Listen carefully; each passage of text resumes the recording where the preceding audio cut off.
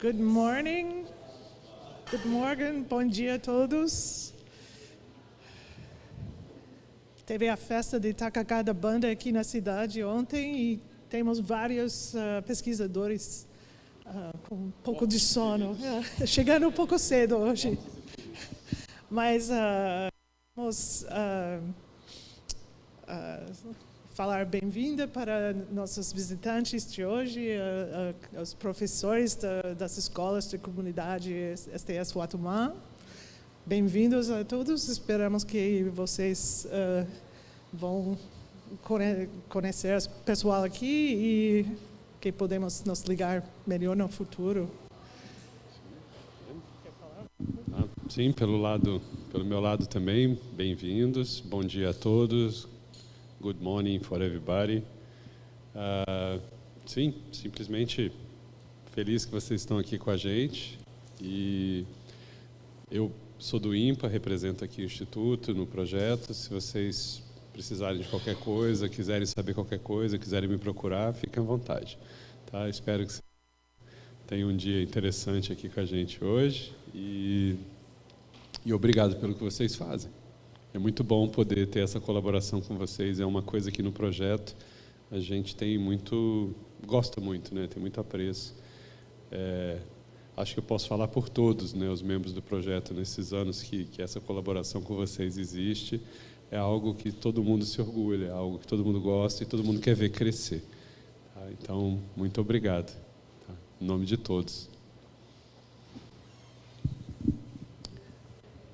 Ok, estamos esperando a troca de bateria lá para a apresentação, mas eu vou falar em inglês, porque temos muitas pessoas online e da pesquisa para todo mundo, né? Okay, so, good morning everybody. We're welcoming the teachers this morning from the science teachers from the Sustainable Development Community who are here today, and part of this morning will be kind of a discussion of the project that many people here started. Many of our junior researchers made an effort to start, and it's been a very good collaboration. So you'll hear more about that in a minute. Okay, whoops. So, but I want to, a few minutes this morning, introducing the topic that will be a breakout group this afternoon. So, making sure that we are safe in our research. Originally we had invited an external speaker, but she was unable to make it, so I'm stealing a lot of slides and information from a lot of resources that are now available for this, both the AmeriFlux resource for fieldwork and the Advanced Geo Partnership in the US. So we have been talking about science here, but our number one priority really, as for Beto and me as coordinators, is that everybody is safe and gets home.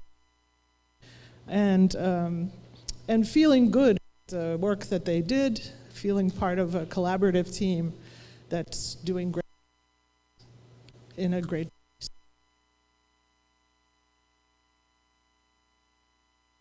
state. Achieving this goal. When I talked to Hermes when he was here earlier for the celebration, and he was very proud of the fact that there were no injuries, no accidents at ATTO to this point, and I think that is a great tribute to the people who made sure things are safe. And there are large efforts to do this. It's not that we're not doing it, but just to make sure that we're all there. And I think sometimes the information doesn't get to the master's student who is going to ATTO for the time. In some cases, yes. In all cases. So that's the goal here. So, I mean, we all know that field work is challenging, and for most of us, we go outside of our comfort zone We go to a new place, new people, new language, and it's not just challenges like getting stuck in the mud, but also challenges that you don't maybe expect. If your advisor doesn't tell you that you're going to be sleeping in a hammock with lots of other people, and that might be intimidating for some people. So the idea is everybody should know before they arrive what's happening. Also, when we all sleep together in hammocks in one room, most of us in this room are visitors for a very short period of time, but there are people who that's their home away from home. They spend weeks there and then go back to their families. And so we have to realize that we're also in someone's home when we are at ATTO. And we all need to respect each other. And I just want to make sure to advertise the fantastical piece because it's really, really good. So this is some of the challenges that people encounter when they go to a new field site. It's often, especially for people from northern climates, a little bit shocking how warm it is, how tired you can get, you need water, all these things that we take for granted. But I think many students who are going to the field are not used to being in the field all day. So you can have long days. You're not sure always what the rules are. If someone doesn't introduce you to the camp and tell you when is breakfast, when is lunch, when is dinner, then you might do something wrong without knowing that you're doing something wrong. You can't, if you don't know beforehand that there's no way to have good internet access or telephone, it's can be stressful, right? So I just want to give two examples. Also, because we come from different cultures, the rules are different in different cultures, and we don't always know what's the right thing to do. And this is the one that I think is the most important, because it's the one that most people don't get told if they're coming from Germany, and it's the one that can actually cause problems for everybody. And I know this is a problem because I've told people a week or so after arrival, and they've never, they've been shocked. So in Brazil, the plumbing is not made for toilet paper, and you have to put it on the side. In Germany, it is, and you put it in the toilet. And so if you don't know that, you can cause problems. There are not so many bathrooms at ATTO, and sometimes there are 30 people there, so you don't want to be the person who made the problem. So everybody, but it's one of those things, it's an embarrassing thing to tell your student, but if you don't do it, it'll be a problem, or it can be a problem. Second major cultural difference that can problems that has caused problems in ATTO is if you take a picture of someone in Germany, you cannot post it to Twitter without their permission. But that's not the culture here in Brazil often. Maybe it's the law, but I don't know. But for all of you who registered for the workshop, your registration, if you read the part, it said by registering, you are allowing us to take pictures and post them on the internet of you. And some people refused, so we have to take their pictures out of what we post on the internet. And if you see what has been posted from the schools project, on our websites, you don't see children's faces ever. You see the people who said, yes, my picture can be on the internet. So this is a very important rule, but it's one that we don't know, and it can cause also problems, right? We shouldn't be posting photos of people, especially funny pictures from the field, unless they are okay with it. Okay, so, oops. So all of this is just to say that we need to make sure we inform our students, our group. If we're going to ATTO, we need to inform them what to expect, especially the new people. Don't assume that they know something, if you know, or that they heard it the first time you explained to them. And I know that a lot of groups are doing a very good job of this, but I also know that there are some people who arrive and really have new information. So this is for everybody to be on the same page. Also, and it's not just the physical challenges, it's also these other challenges, these mental challenges, what to expect. So, I mean, there are a lot of great things about working at ATTO, and whether you have, oh, sorry, I'll do this. So actually, we do have resources for a lot of these things that are written down, thanks to Reiner, and I don't know who else was involved in doing this. If you go to the ATTO portal, you have an account, you can find this information, but maybe we need to make it a little more available. So there's actually quite extensive information on what's available for first aid, who to call if there's an emergency, you know, how to get to the ATTO site, what it's like there. So all of this information is really available, but I'm not sure that we all take advantage of it or even know that it's sitting there. So one of the goals of the breakout group today is to take a look at this information, update it, find a volunteer who will help translate it, and ways to ensure that everybody can get it. To make sure that everybody can get it before they go to the field. Maybe we give a handout to read in the truck or whatever, but it should be before you're on your way.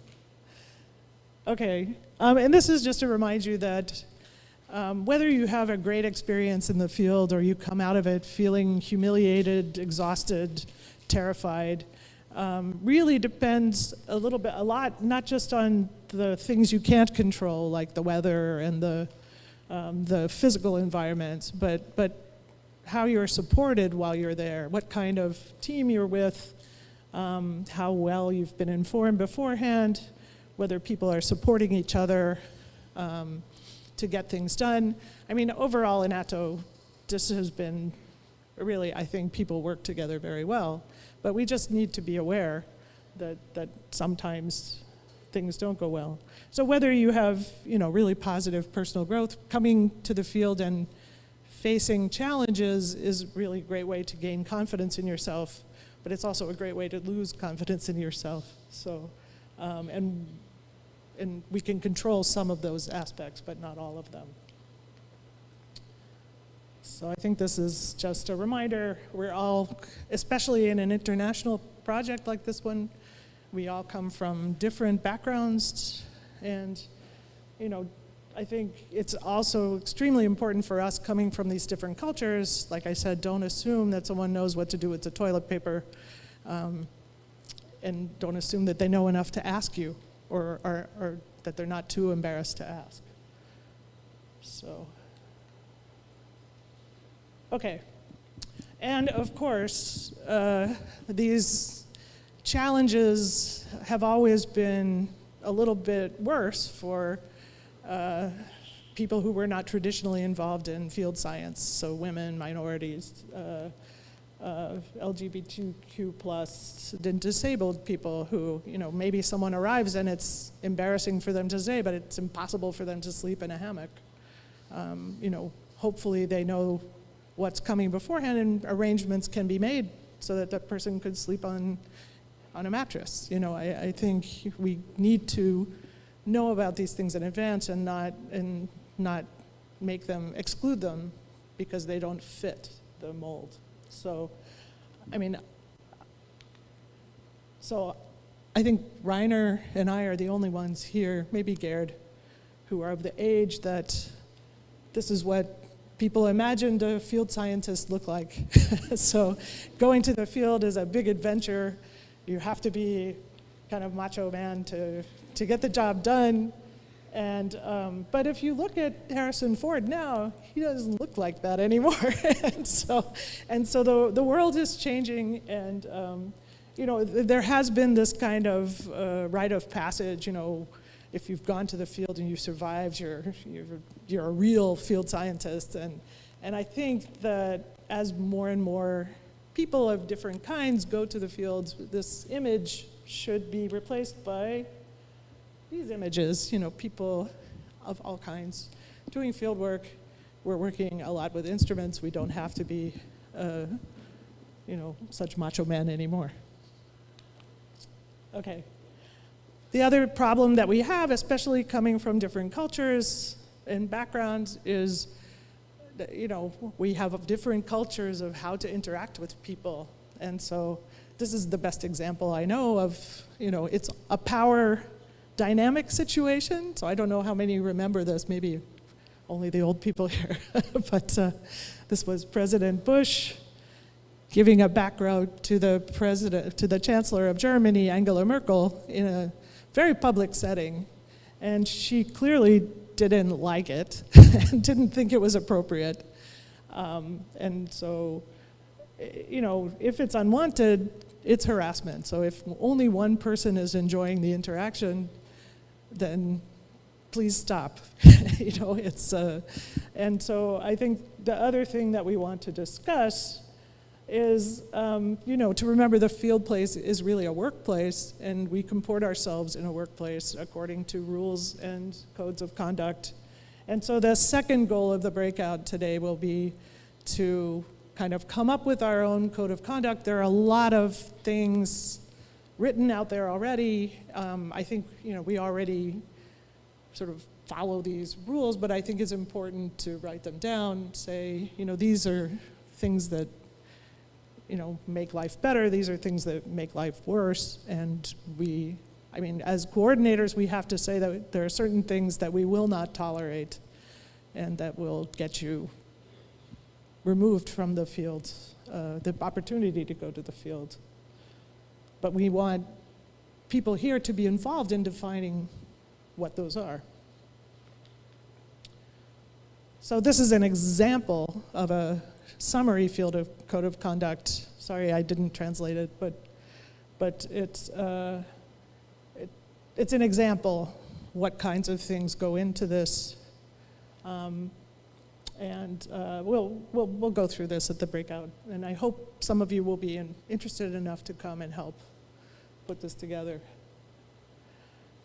And again, these are things from other fieldwork places. The one that is the most similar to our project is the NG Tropics, and they've spent a lot of time in the last 2 years putting together their code of conduct. So I think it's a good place to start for us. And Viviana has put a lot of the information on in a document that's online that we can all look at later. So those are the goals for the breakout group. And the other thing that's very important, that we all know who the person is. If you have a problem, what do you do in the field? So, you know, typically you have a friend, I think this is a culture we need, is when you go to the field, you have someone that you trust, that you can talk to if you're uncomfortable, and that person can help you confront the situation. If that is not good enough, then right now you come to, many people go to Roberta Souza. So, I mean, Roberta is already doing this job, I think, informally for many people, and we want to formalize this. But you can always come to me or Beto, or if you don't trust one of us, go to Roberta, or we'll have to identify some other people. I think we need a team, not just a few people, so that we don't run into conflicts of interest. So, okay. So, I mean, the other thing is that ATTO is a very high-profile project, and so we should behave as if we're in public, right? This is a children's book that we just discovered that uses ATTO as a picture. So that's all I had prepared. I think we can move on. And I hope you'll join the breakout group in the afternoon.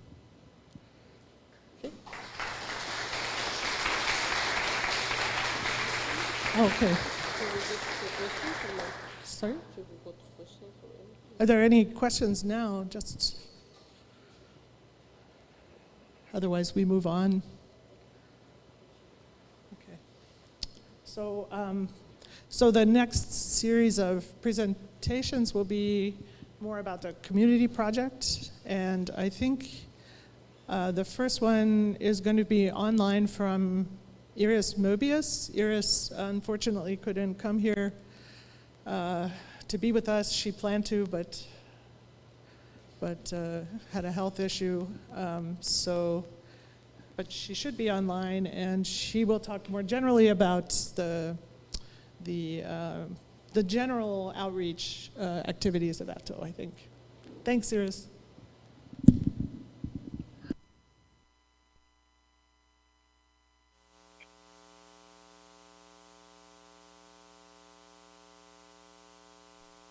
We can hear you, yes.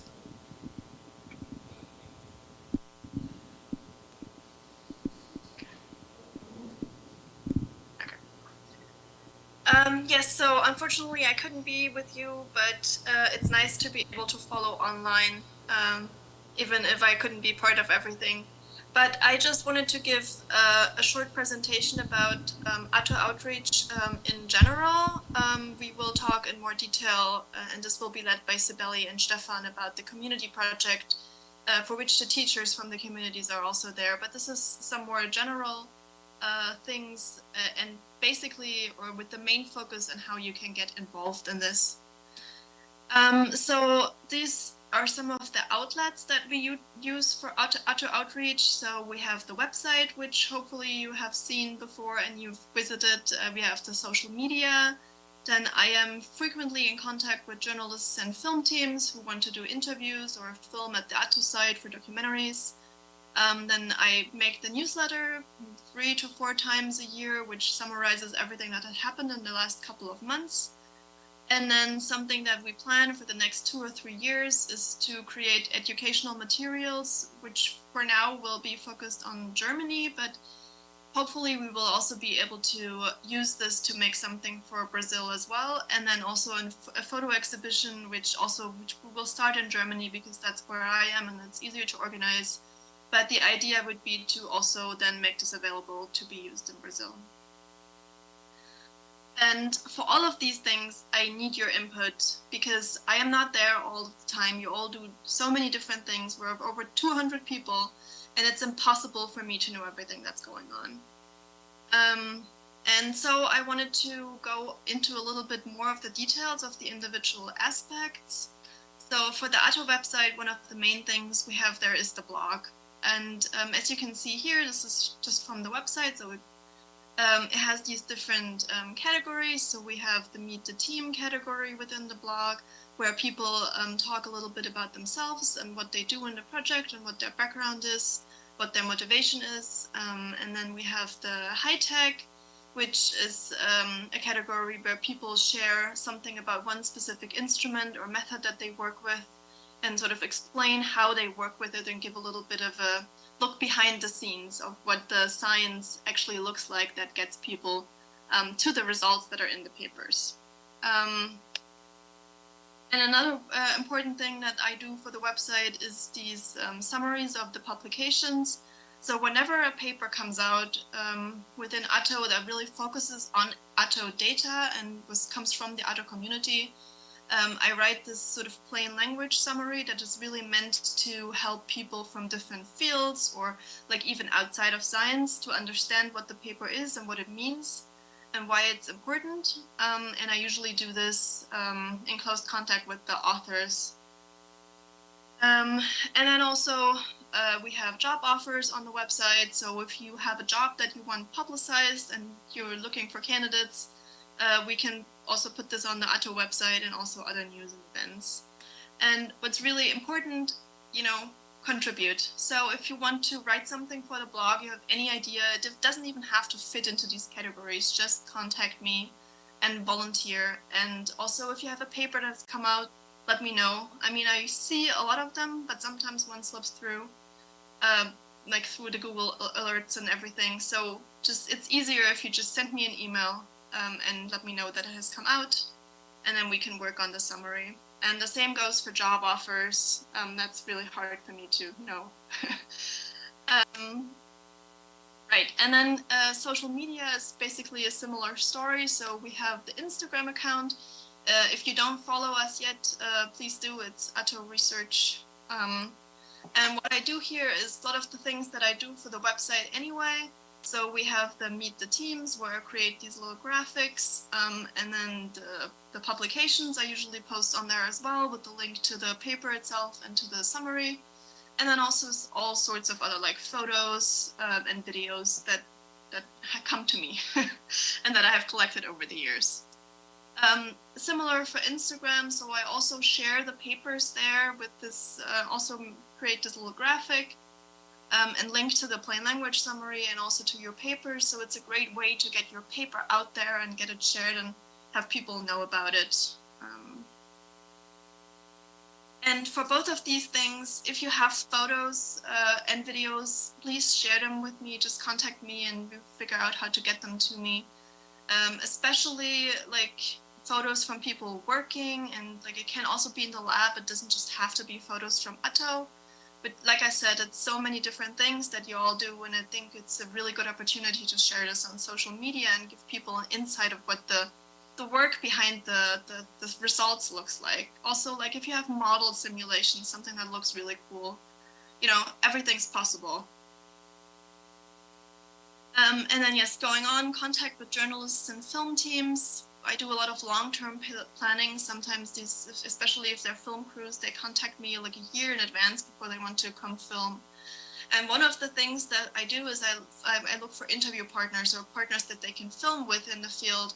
So if that's something that you're interested in, like you would, it's an experience you would like to have, you can also just let me know in general, and I write it down and I have a list, and whenever the next film team comes and asks for somebody that they can work with, I have a list to go back to and ask if that works out for the timing. Because right now I usually go back to the people that I've worked with before and that I know is something that they like to do. But I would really love to extend this to more people. And, you know, like I said, we're so many people in the project and we want to show that diversity as well in the film projects, right? Yes, for the newsletter, it's, like I said, a summary of everything that has happened. But one thing that's unique to the newsletter is that I have information about the students that have defended prior. And this is also something where I really need, especially from the PIs or the students themselves, to send me an email, let me know that somebody has defended. Sometimes I see it on social media and I will include it and ask for information, but that's not always the case. And I think especially in Brazil, I often miss these things, and I would love to be more inclusive, but that means you have to like reach out to me and let me know this had happened. And then also I have information in the newsletter, updates about ATTO, for example. So if we had like big new equipment installed, or if the road has been remodeled, something like that, or also events. And again, I also include the papers in there, so it's yet another way to get your word out about your paper also within the ATTO community. So yeah, like I said, send me information. Like whenever you have anything that you think should be included in the newsletter, just email it to me at any point in time, preferably not just after the newsletter has come out, because that means the next one will not be out for another 3 to 4 months. But yeah, basically whenever you have something that has happened that you want included, just send it to me, and then it can be in the next newsletter. So yeah, contact me, and I also set this down there in Portuguese. You can email me in Portuguese if you're not comfortable speaking English. DeepL is this wonderful tool that helps communicating across language barriers, and we will be able to figure it out, and we can translate, and it works quite well. I've done it a couple times now. So don't be shy, that all works. And that was all from me. And I think if you have questions, we can do this now, and then we move on to the community project, which is really the focus this year.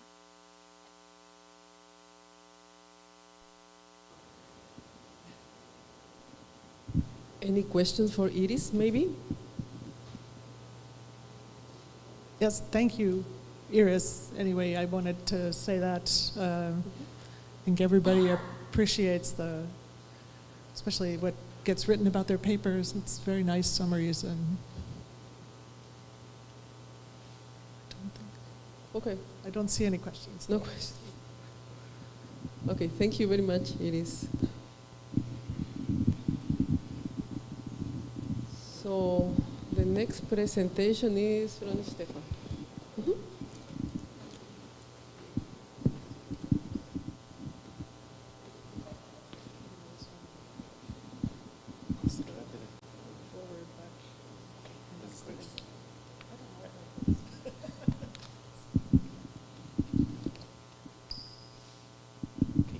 Good morning, bom dia. I would like to give at first some words in Portuguese e queremos agradecer muito essa visita dos professores, dos coordenadores do Rio Uatumã, do CEMED. Foi uma viagem bem longa para vocês e estamos muitíssimo felizes que vocês estão agora aqui com nós no workshop do ATTO. E a primeira vez que a gente consegue fazer um workshop com vocês juntos, com suas ideias, e isso basicamente é a coisa mais importante. E assim eu acho a gente pode ir para frente e criamos novas ideias juntos. Eu vou traduzir isso para inglês, eu vou tentar fazer essa apresentação basicamente em inglês, porque a maioria da audiência também não fala português, porque é uma coisa internacional, mas de vez em quando quero voltar para português, que todo mundo aqui pode entender isso. Essa apresentação basicamente é a coisa de vocês também, mostrando um pouquinho o que a gente, todo mundo juntos, fez no passado. So what I did say is that at first I think we should thank a lot for our friends from the Rio Uatumã and from the Secretary of Education from Presidente Figueiredo who have arrived here, and especially the trip from the river to Manaus, everyone knows is a question of one day basically, and they've spent the night in Presidente Figueiredo.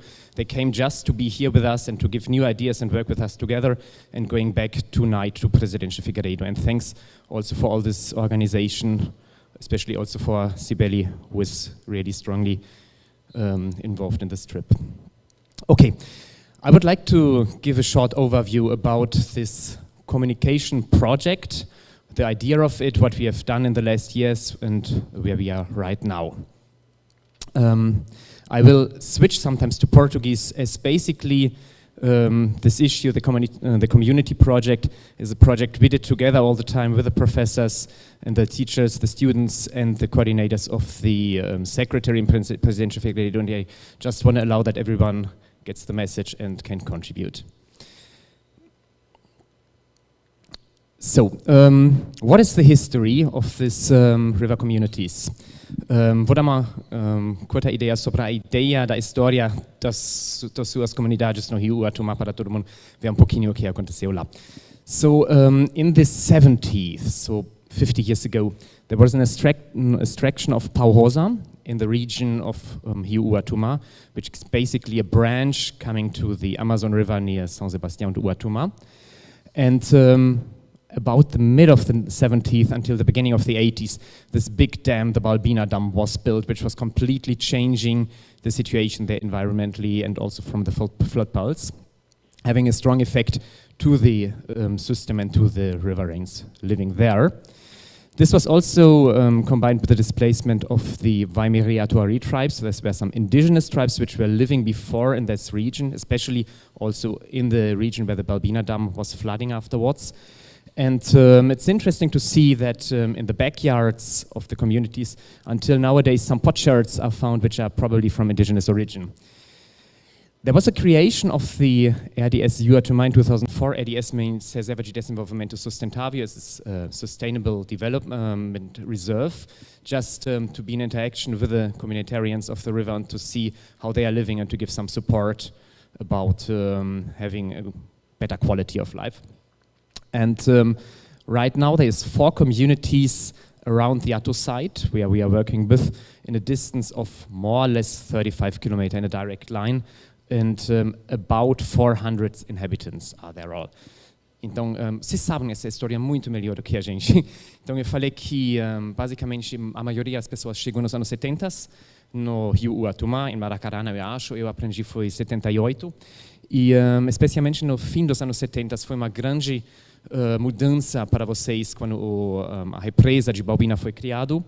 E tinha também esse assunto que tinha os tribos de Waimiri e Atuari. E eu aprendi de vocês também, vocês explicaram uma vez que ainda tem casos, às vezes, no quintal de vocês que provavelmente são de uma época, uns 50, 100, 200 anos atrás, de origem indígena. Isso pode ser um ponto também que talvez a gente pode trabalhar juntos no futuro com estudantes, a gente pode discutir isso, por exemplo. E então foi essa reserva de desenvolvimento sustentável que foi criado e agora estamos em contato ATTO e as 4 comunidades com basicamente 400 habitantes. Ok. Então, why do we have this community project? And the ideas are basically here. This is much more, but 6 main ideas are to explain the ATTO project to the communities. Basically, we are in the backyard, and we have arrived when the communities were established for long decades, and we want to explain what we are doing there. I mean, we have one of the biggest boats on the river, and so it's interesting for everyone who lives at the riverside to know what's going on there back in the forest. We wanted to answer questions and clarifying doubts, which occurred sometimes when you don't have the direct contact. We had the dream to have an interactive with the schools, with lectures, presentations, projects. We want to stimulate the future scientists and enable and strengthen the fruitful interactions between schools and the ATTO project, and to integrate the ATTO project in the region. So, isso basicamente foram as ideias, por que a gente tem este projeto. E pela visão do ATTO foi assim que a gente pensou, nossa, estamos no quintal de vocês e seria muito importante se a gente tem uma colaboração legal, porque todo mundo precisa conhecer todo mundo e talvez tenha uma chance que todo mundo pode aprender de todo mundo. A gente tem uma abordagem científica numa escala de moléculas e vocês sabem tudo sobre as coisas que acontecem, então é bom quando a gente tem dúvidas, quando a gente tem perguntas, quando a gente tem ideias para ter uma interação direta, vivo, crescente. Isso foram basicamente as ideias para criar o projeto. This shows a little bit the size of the project. Here's the ATTO site, here's Macacaboya, Bella Vista, São Benedito e Maracarana, and this is basically a circle with a radius of some 35-40 kilometers from the ATTO site.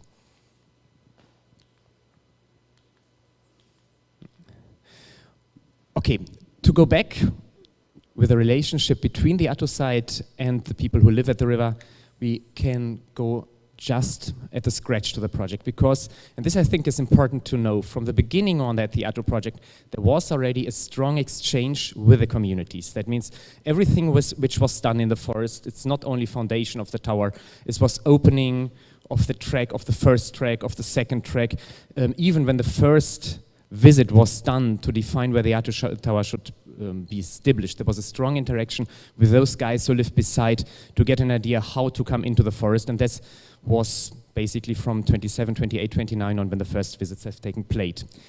At the ATTO site, we have this permanent technical support, so that means without those people who live at the riverside, the ATTO project would never have been able to be installed because we need them, and there is a lot of work we have to do every day. If we need, for example, a new water source, if there's something broken in the camp, and we can just go to the riverside, our staff can pick up 2-3 guys and they will repair the stuff directly. If there is a tree falling down on the way and we cannot take it away directly, there's every time a possibility that someone is arriving at the riverside and getting some support, and this is basically the base that the ATTO project could survive these years and can survive in the future.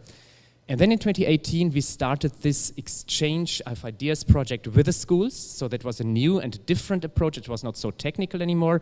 It had the idea to bring scientific knowledge from the communitarians to the ATTO site and maybe some new ideas also in the communities and to get something which never ever was done before. And the way which we started to do it and how we are continuing to do it was giving seminars, presentations and ongoing activities with the river communities. Então é basicamente a história do nosso projeto. Eu queria pronunciar que não foi em 2018 que a gente criou contato. Já desde o começo do ato, quando a nossa galera chega lá primeira vez, 2007, 2008, 2009, só com a ajuda de vocês, deu para identificar o platô lá, porque vocês tinham o conhecimento daquele igarapé cachiru, como chegar lá em cima e achar o platô. Isso foram informações totalmente importantes. Sempre tinha alguém de vocês acompanhando a gente, dando segurança. E até hoje é sempre assim, quando tem uma árvore que cai e a gente não sabe como resolver, alguém da nossa equipe vai para a beira do rio perguntando uma ajuda de vocês, e sempre estamos recebendo uma coisa maravilhosa e uma ajuda, e sem vocês não seria possível de ter o ato até agora nem no futuro, e para isso estamos agradecendo muito. E este projeto que nós criamos com a interação com as escolas em 2018 foi uma coisa na continuação disso, mas a gente queria levar isso um pouquinho mais nessa ideia de educação científica, vamos dizer, aprendendo de vocês, seus conhecimentos, e talvez dando um suporte com os conhecimentos que a gente tinha e criando uma coisa nova que nunca foi feito antes.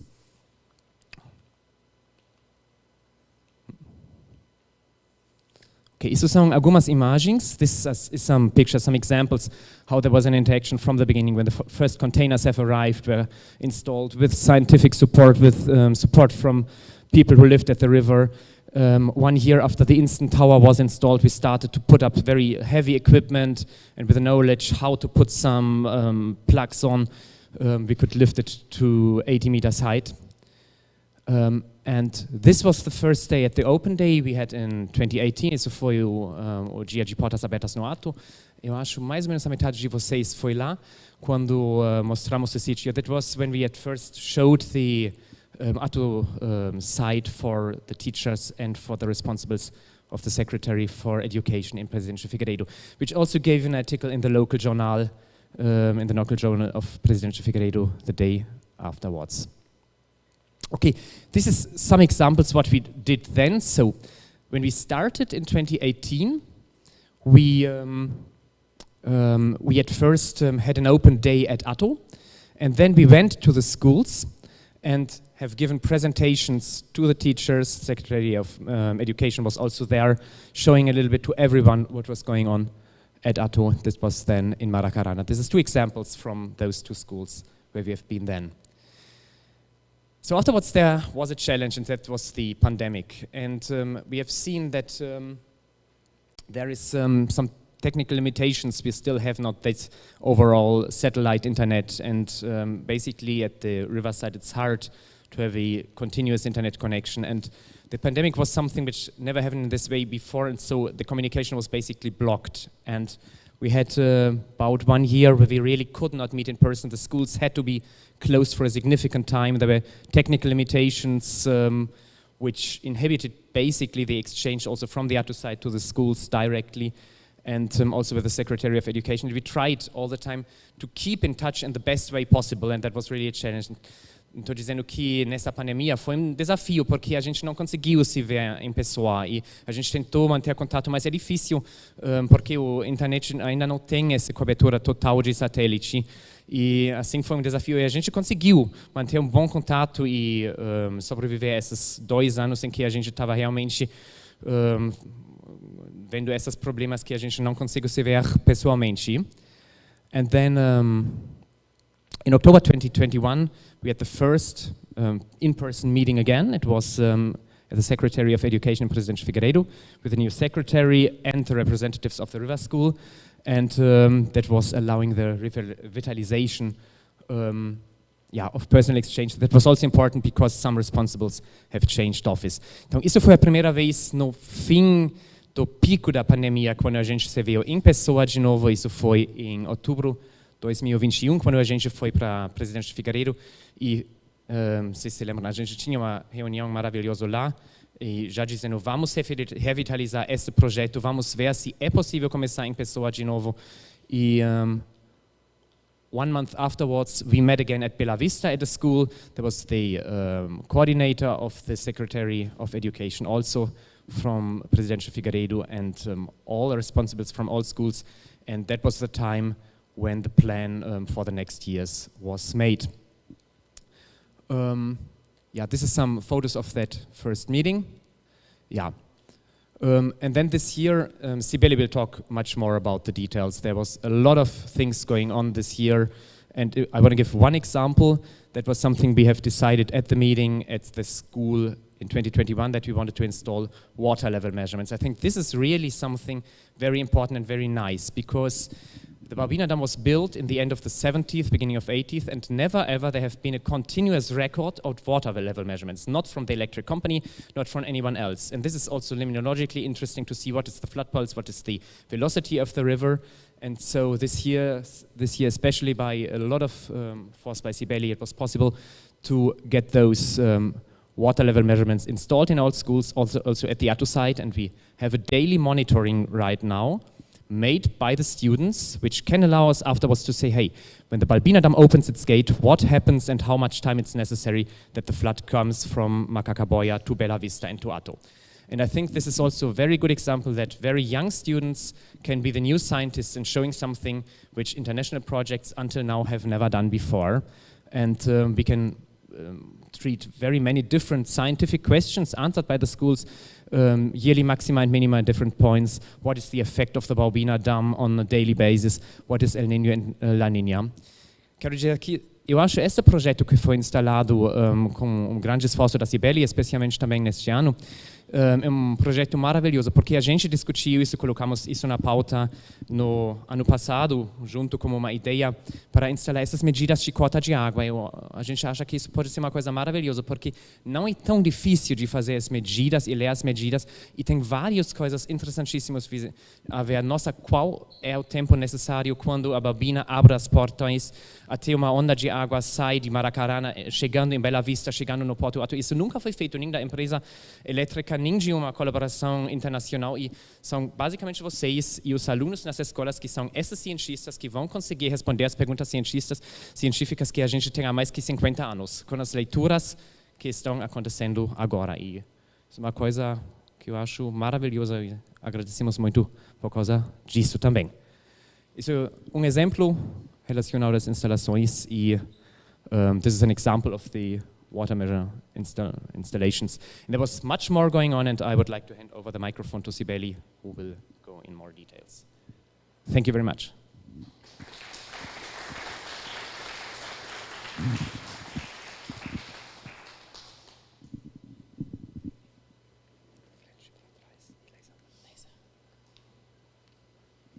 Bom dia a todos. Morning, everyone.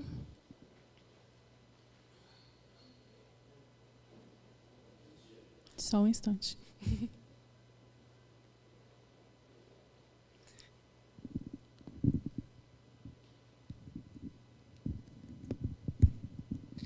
Okay, so I'll just keep some parts to pick it up where Stefan left.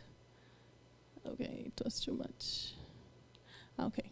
So basically, for the ones, well, everyone here knows ATTO. So basically, we start from Porto Morena, around here, and then we come down the river to reach here, our port.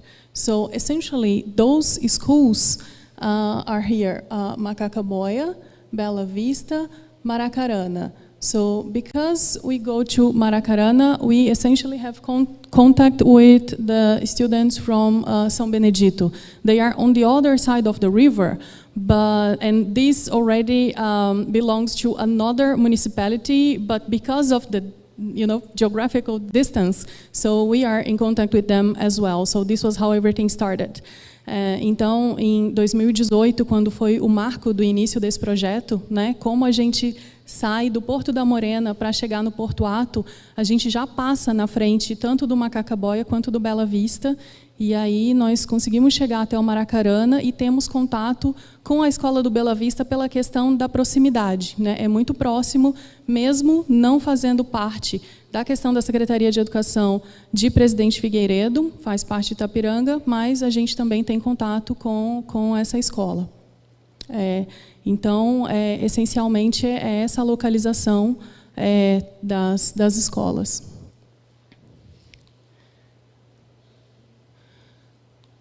Okay, we've been 2018. Just one thing, in 2020, we had one meeting in February, at the Secretary of Education. So we went to Presidente Figueiredo to actually start planning everything before the pandemic started. So this was the first time that I actually met our close contact right now, that is the teacher Edilene. Então, em 2020, nós tivemos um contato que foi em fevereiro. Nós fomos para uma reunião lá na CEMED e a gente começou a ter uma discussão de como seriam as atividades daquele ano, né? Isso foi logo antes da pandemia começar. Foi o nosso primeiro contato com a professora Edilene, que hoje é a nossa articuladora.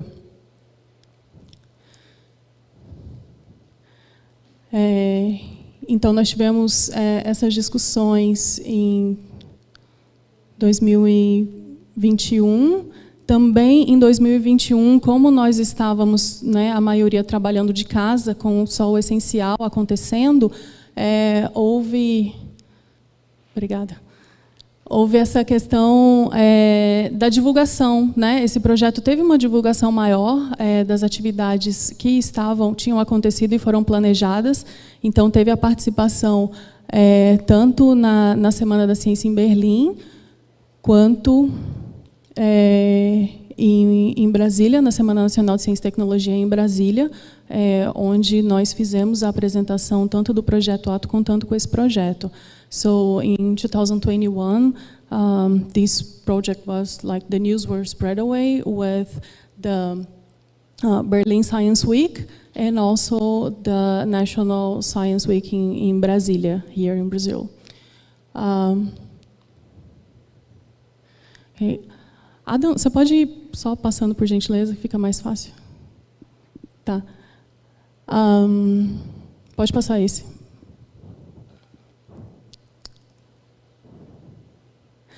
Aqui, obrigada. So, this was an idea that we already had, like, since a very long time ago, but it was actually started this year, 2022. So we had the unconditional support of the local superintendency of Natural Hydrometeorological Network. So we were able to establish this partnership with them. They collaborated with us for consulting all of the technical issues, how to do it properly. So the one installed at ATTO is following every guideline from the national network. So you are seeing now there is under construction. So we still have not finished yet because we are installing as the level of the water is decreasing. But like our measurement can be certificated afterwards if we want that. So if that's the goal of the project, this could be done afterwards. And they were really pleased to help with that, and I was like just astounded with all of that support. This was great because it was something that we wanted to do, but we had no idea how to do. And now we have this established partnership to do that. Então a gente começou essa instalação com o apoio, a colaboração do Serviço Nacional. Isso é ligado à Agência Nacional de Águas. Então, a régua do ATTO está sendo instalada seguindo todas as recomendações necessárias e tudo isso está sendo repassado também para as escolas. Próximo, por favor. So we prepared all of the material, like all of the rulers and the notebooks for to write down all of the information. And they were trained to do that. There is one teacher in each school that is responsible for monitoring that and doing that every single day with their own students. Então, foi preparado todo esse material baseado nas especificações repassadas, né, pela superintendência local. Foram preparadas as réguas e os cadernos de monitoramento e existe um professor responsável em cada escola para fazer esse monitoramento com os seus alunos.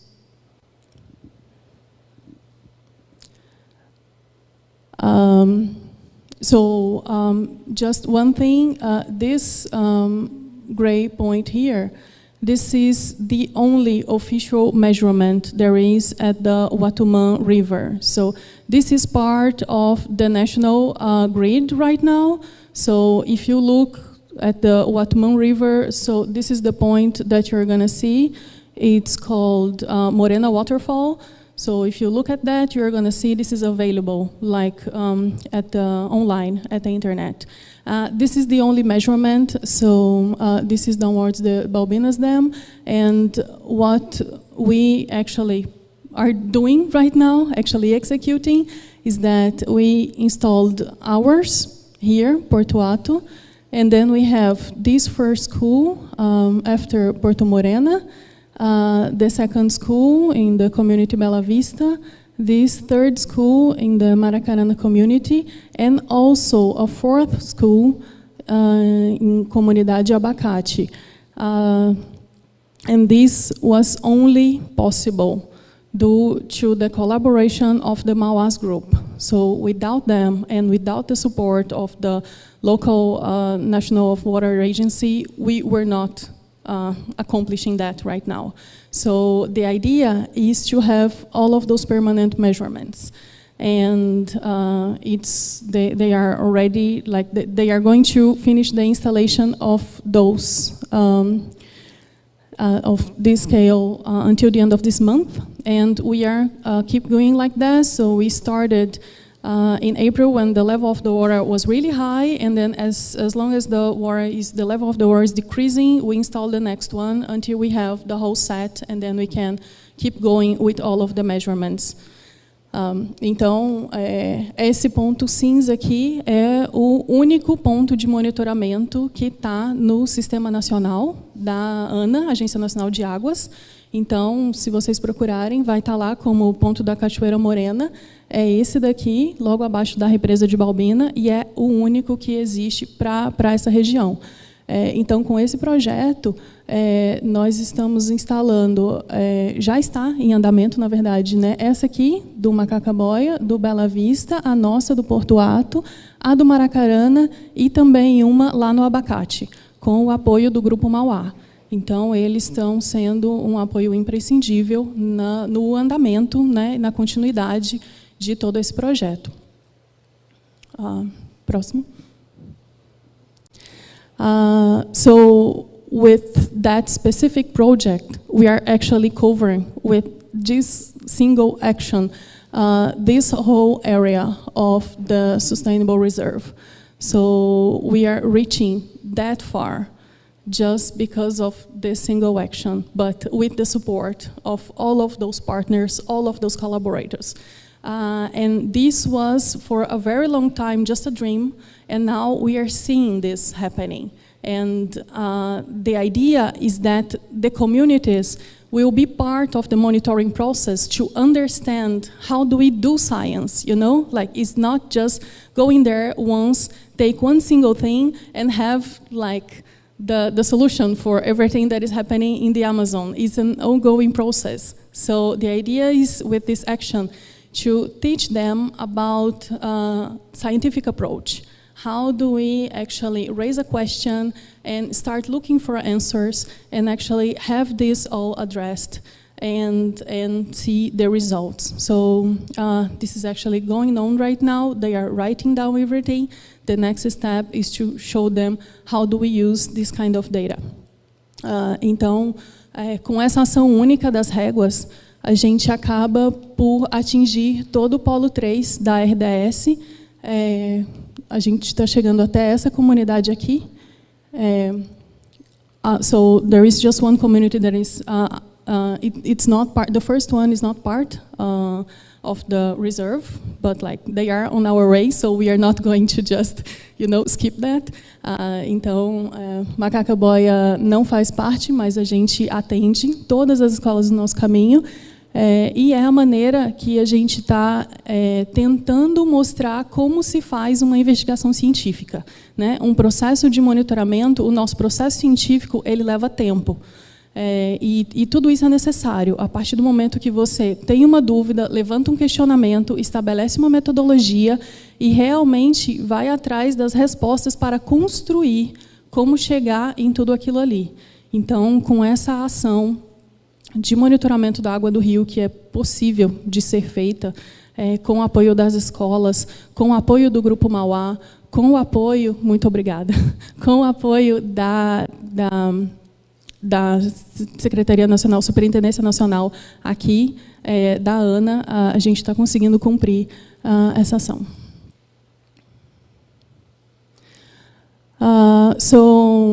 We had in May, there was a first presentation here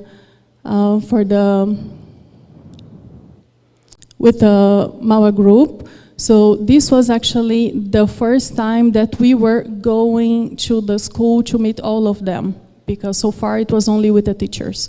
So the Mauá group went to all of the schools, discussing like their research in progress. There was a proposal for natural trails in Campina areas, and also discussing the impacts of the Balbinas Dam, because they were suffering a lot with that. There was a high flood this year, so they were losing boats, this kind of stuff. So we all discussed these kind of things. And then we took the advantage of actually suggest all of this. It was already discussed, and then we just took all of the material and started the installation with them. So this was when everything started. Então, em maio, foi a primeira ação efetiva nas escolas, com todos, onde o Grupo Mauá apresentou as pesquisas que eles fazem, né? Foram discutido a questão de trilhas em Campina e também os impactos, né, da usina. Então, eles foram nas 3 escolas e foi onde foi levado o material para começar a instalação das réguas. Próximo. In June, then, there was a talk from Stefan Wolf in one of the schools, actually just to corroborate the importance of the monitoring,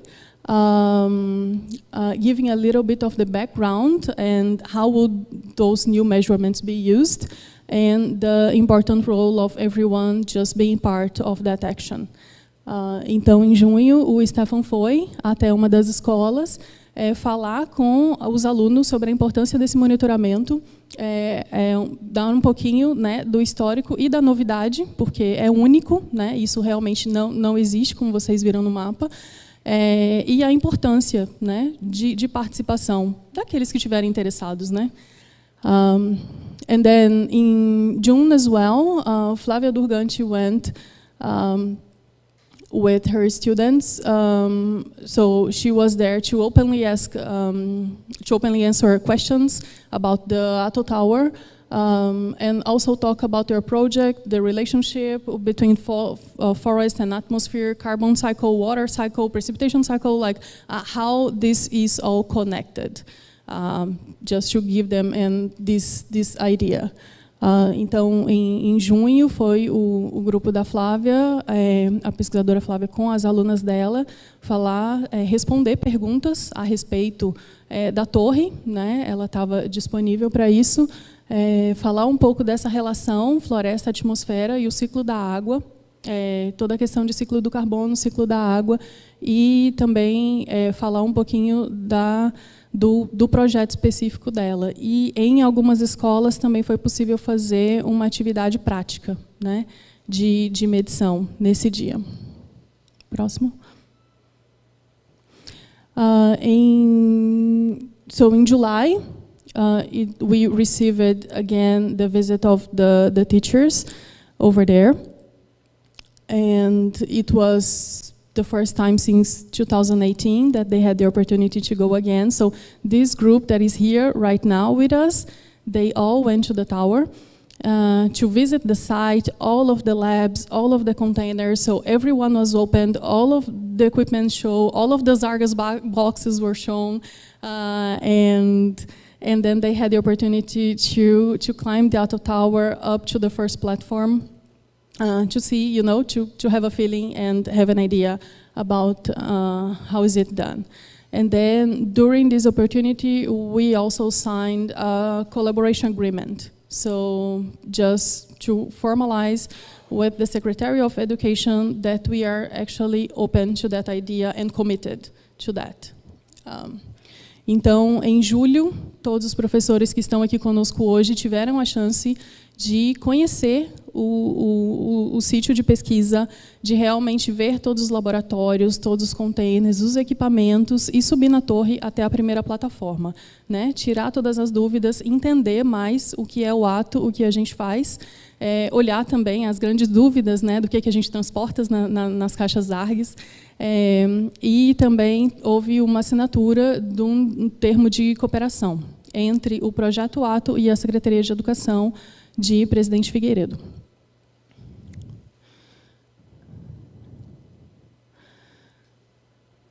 In August, we had the Cloud Roots campaign at ATTO, and then they also went to the schools, to each one of the schools, to explain a little bit more about meteorology, atmosphere, and what it is actually, temperature, pressure, humidity, this kind of stuff. So they planned a whole big set of experiences with balloons, with water, buckets and so on, to have them understanding that feeling about what it is, this kind of parameter, and why do we measure it, why do we monitor this kind of stuff. So they really had a very good time, and they took a small radio sound made of chocolate with them home with a balloon. So it was quite a fun day. So basically, they had this experience in every one of the schools.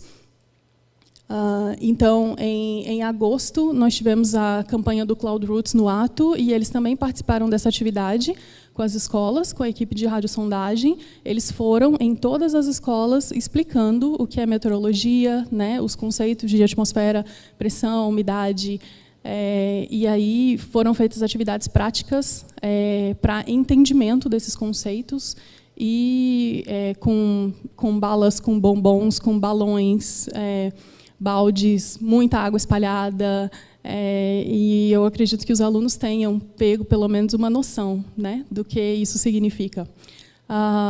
So all of the group, just to address out, all of the group actually helped with building up all of the experiments, all of the experiments that were done at the school. So you don't actually need to speak Portuguese to be part of that action. You just need to be interested, and then if you want to go to the school, of course you're gonna have the chance, if you do not speak English, to be part of it, with like a native person to go with you. So this was quite a fun, because the whole group actually interacted with them. And then to the schools, actually it was a Portuguese speaker and a Spanish speaker that went with the group to the schools. So they felt more comfortable like that, while the others stayed at ATTO working. Então, para ir para as escolas, você não precisa, de fato, ser fluente em português, né? Você só precisa estar interessado nas atividades que estão sendo desenvolvidas. Então, nós tivemos um exemplo com esse grupo, que o grupo todo participou de toda a montagem dos experimentos que seriam realizados nas escolas. E aí foram selecionadas pessoas que entendiam português e espanhol, para ir junto com o grupo da radiosondagem para as escolas, mas isso é aberto a todos. Então, se alguém tiver curiosidade ou tiver interesse, pode participar, é só entrar em contato com um grupo daqui, e aí dá para fazer essa interação sem o menor problema. So in August, we still had one practical class from Priscila Sá, she's from our group. So this was interesting, because during the talk of Flavia, one of the teachers, the science teacher, she asked Flavia directly, hi, I would like someone to go to my class and give an example, how do you actually work in the forest? So there is a student, Priscilla, she's actually actively doing this monitoring at ATTO every single month. So she went to the school during one day with her field box, all of that stuff, to actually open and show the students, say, hey, this is what I do, this is how I do. So she is actually working with the tree inventory and measuring the diameter of some specific trees. So she showed them how to actually build all of the dendrometric bands, you know, these kind of things. How do you measure? Why do we measure? So they had this practical class at the school, actually showing how it's done. Então, durante a palestra da Flávia Durgante, a professora de ciências foi diretamente a ela e perguntou se seria possível, né, fazer algo com os alunos para mostrar como é feito, né, como que você trabalha, né? Você veio aqui, você falou o que você faz, mas eu gostaria que meus alunos vissem como você trabalha. Então, foi selecionado uma aluna, Priscila, do Grupo Mauá, como ela está ativamente fazendo essas atividades no ATTO. Durante uma das estadias, ela foi até a escola com a caixa de campo, com todos os equipamentos de monitoramento, mostrar para os alunos como que ela trabalha, por que ela faz, né, como que ela faz, e todos eles tiveram a chance de fazer o monitoramento, né, das árvores, fazer medidas, né, fazer tudo o que ela de fato faz no campo. This is especially interesting because for some activities, we definitely need some people from the communities to help us, you know, to like reach some areas or open a trail or like climb a tree. So it's important that they actually know why do we do that. So this was a very special class for all of them. And the interesting thing is that the kids, so we have some people that usually help us at ATTO, and their kids were in the schools. And then the scientist was there telling, hey, this is what your dad is doing, you know? This is what your father is doing with us. So it was actually something good to show how the families, you know, the relative is actually already involved in the scientific research. Então, foi uma ação interessante, porque isso mostra também para as crianças, né, ali, filhos de pessoas que nos ajudam constantemente, né, dentro do ATTO. Quais são as atividades que estão sendo desenvolvidas? Então, é onde eles têm a chance de realmente ver, nossa, o meu pai faz isso, né? O meu pai faz aquilo, é isso que meu pai está fazendo quando ele vai lá para dentro, né? Então, isso já foi uma chance de mostrar nas escolas o que é, né, de uma forma prática, o que é trabalhar no ATTO. Próximo. So last month we had another action. Iago went there to each one of the schools to give a talk about solid waste and how this is important when we talk about water quality. So they use a lot of batteries over there, and like usually, you know, like there is no way to actually do something specific. So this lies down and go to the river and so on, and they use that water. So the idea was to actually show them that everything is connected, and they need to care about the solid waste to have a good water. So Iago went to each one of the schools to talk about that. And during that opportunity, Gincana was started. So they are currently collecting all of the batteries.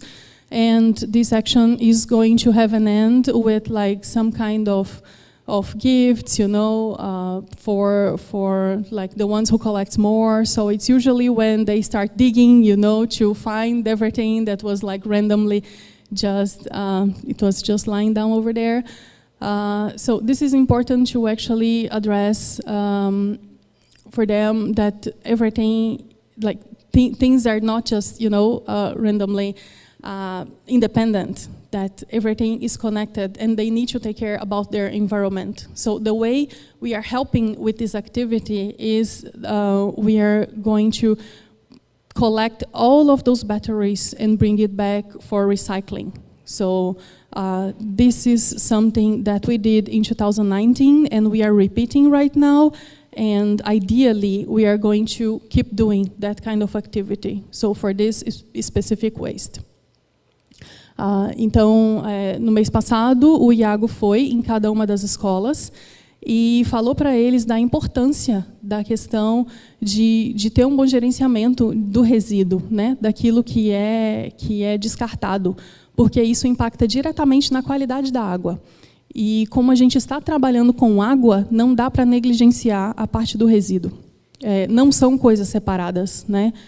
Uma coisa impacta na outra, mesmo que a gente não perceba no curto prazo. Então, a partir desta fala, se deu início a uma gincana, onde está sendo feita uma coleta de pilhas e baterias, e nós, do projeto, vamos cuidar da parte da logística reversa, para que isso simplesmente não fique, né, no fundo do rio, tendo um impacto na água, mas que sim retorne, né, para a reutilização, para a reciclagem. So still in September, the technician went again to check all of the levels, the installation of each one of the rulers at each one of the schools to make sure, those are like properly aligned and so on, and make sure that everything can like keep going. Também nós tivemos a visita do técnico para verificar a instalação, né, do nível de cada uma dessas réguas em um alinhamento. Foram instaladas mais réguas, foram deixadas mais réguas, e a ideia é que isso continue, se continuar havendo interesse das escolas.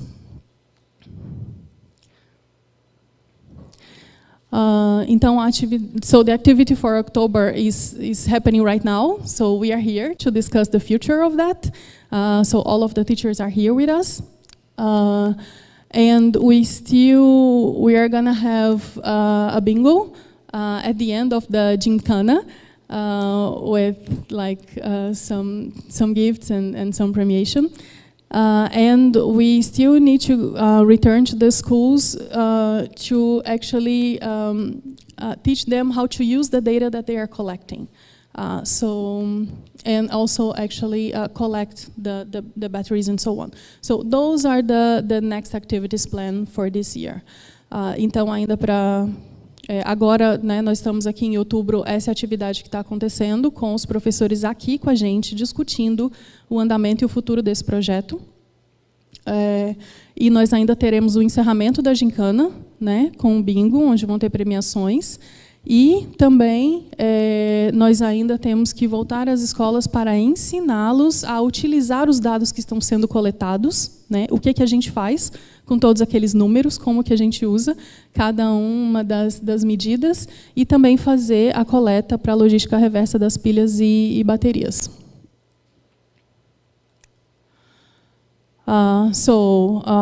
Basically, it's not easy.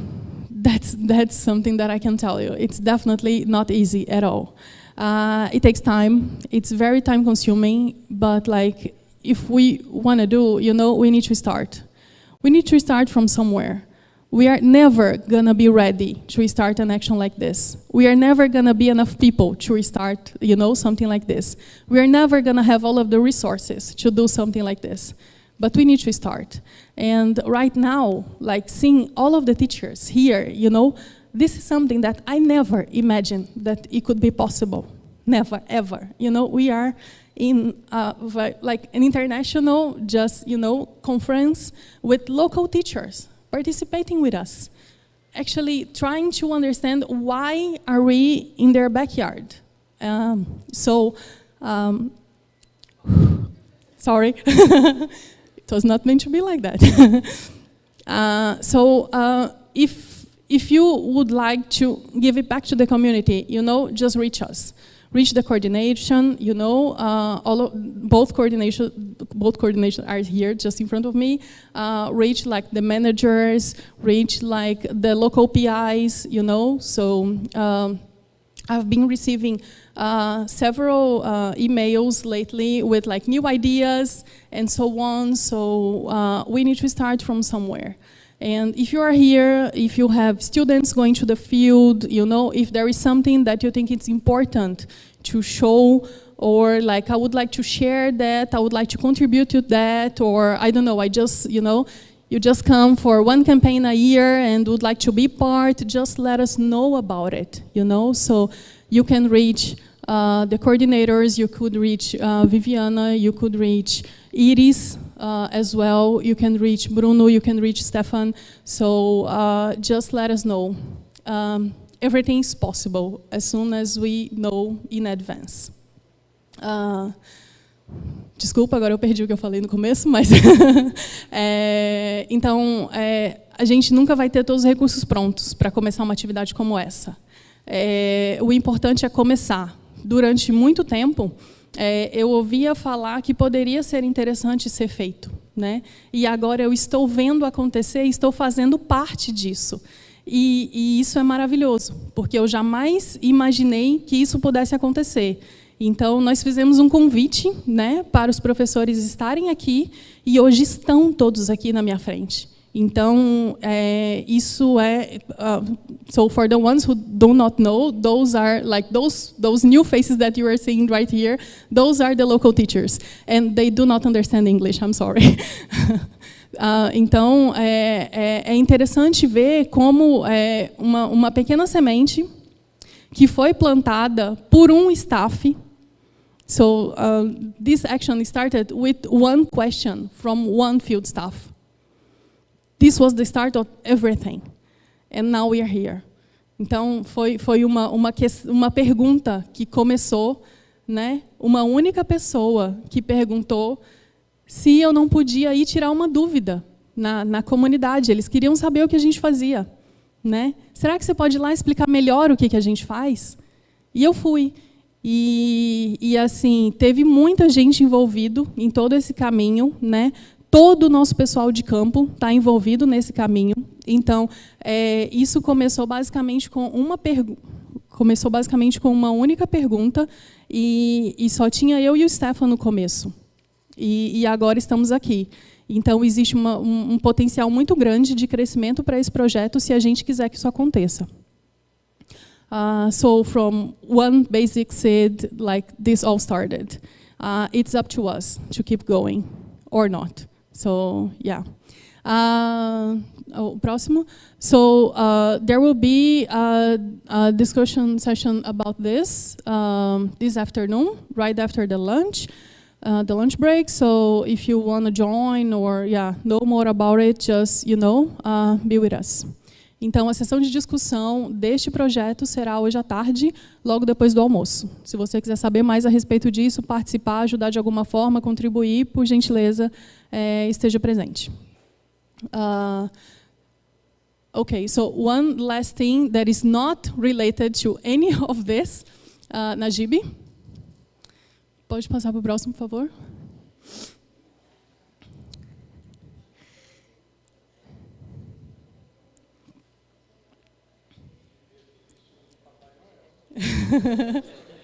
Quer falar alguma coisa? Bom dia a todos os presentes. Estou aqui em nome dos colegas lá do ATTO, que estamos com um projeto para fazer um Natal solidário com a comunidade e vamos pedir encarecidamente aos que puderem ajudar a gente nessa jornada que façam uma contribuição aqui na minha caixinha do Papai Noel. So,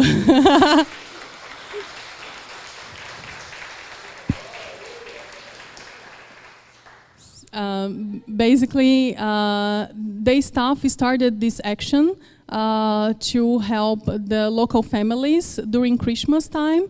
So they go for... Let's donate. Well, they are accepting everything, like from coins, like you can start with €1 and go up to 1,000 euros. This is up to you.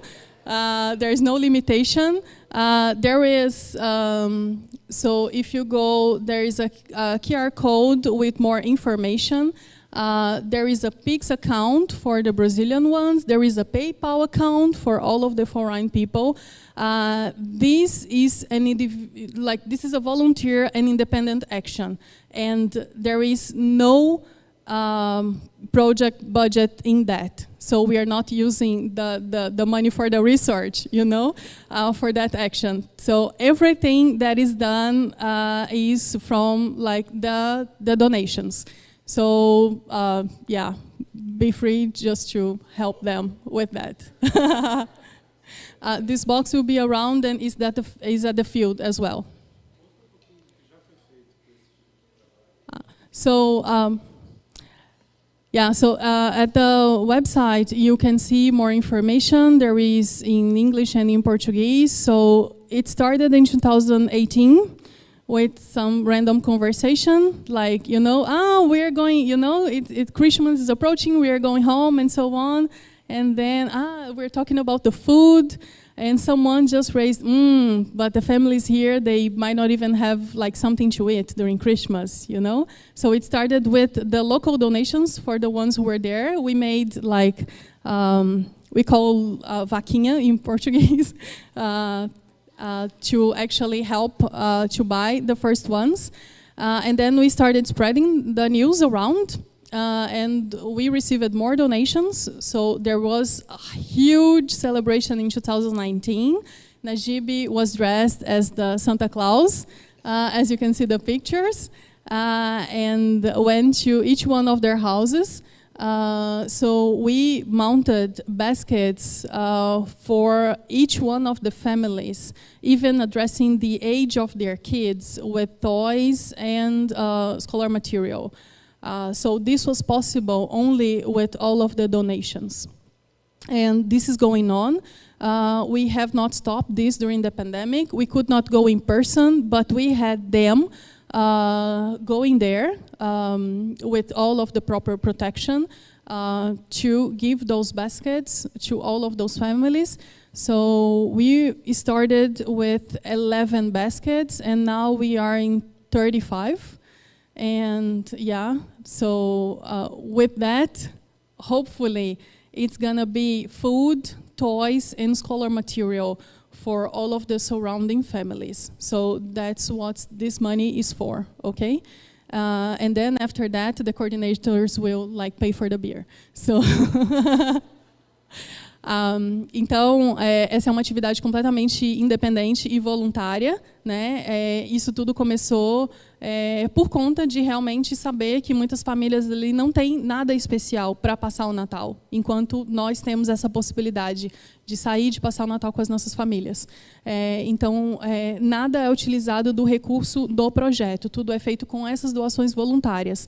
Então, todo esse dinheiro vai exclusivamente para essa atividade, para comprar os alimentos da cesta básica, para os brinquedos, né, para o material escolar, para as crianças. Então, se alguém tiver interesse de ajudar, tem mais informações no site, informações em português e em inglês, conta de Pix e conta do PayPal.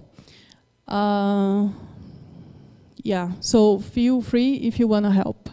Or talk to the guys if you want to go to the field and know more about that.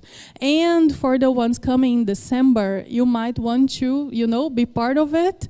So if you would like to join the activity this year, just let them know if you are at the site in December. So it's going to be, I don't know, somewhere between the 15th and the 20th, around that period of December, that this is going to be distributed. So if you wanna like just be part of it, yeah. Então, quem tiver aqui em dezembro e quiser participar dessa atividade, vai ser por ali entre dia 15 e 20 de dezembro. É só entrar em contato com eles para confirmar isso. So, obrigada, Najib.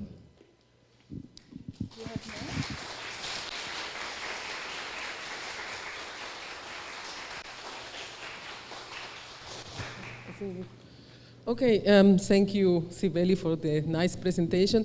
So you have seen Iris is doing a great job with the outreach project, but we need your input. The school project is really a nice project, but we need your input. So it's all about cooperation, it's all about your input. So please cooperate, please donate, please help us. Not only for the science, but also for this nice project with the schools. and for this nice activity from the local people. So now, reminders, yeah. Please, the students who, or any participant who needs a certificate, don't forget to register. You need to make sure that you register for the 3 days, 4 days, or, okay, register, please. And what else? Okay. We want to make a photo. So please, now is the coffee break. When you come back, we want to get all together here in the front to make a photo. Okay?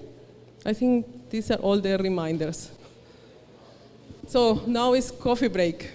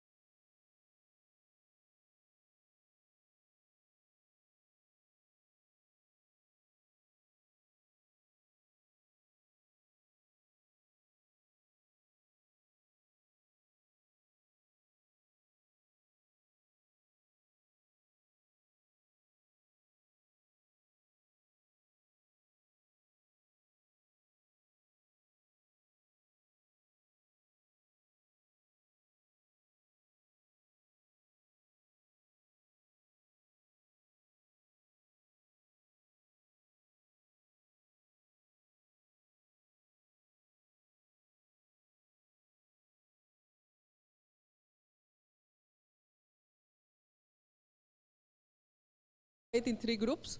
So we have the aerosols, clouds, and precipitation, forest atmosphere exchange, methane, and the early career scientist group. For that one, I don't have a name because there was nobody coming up, but it's open for discussion. Okay, so Sebastian, I think, wants to give a... So our breakout session is mainly focusing on the topic you already heard yesterday during our poster session. So it's about the emission processes and the effects of aerosol emission and cloud formation in the Amazon. So we want to discuss like ongoing research, maybe already past data from the last years, the plans you have, cooperations we might build with other groups. So if you're interested in this, please come to our breakout session.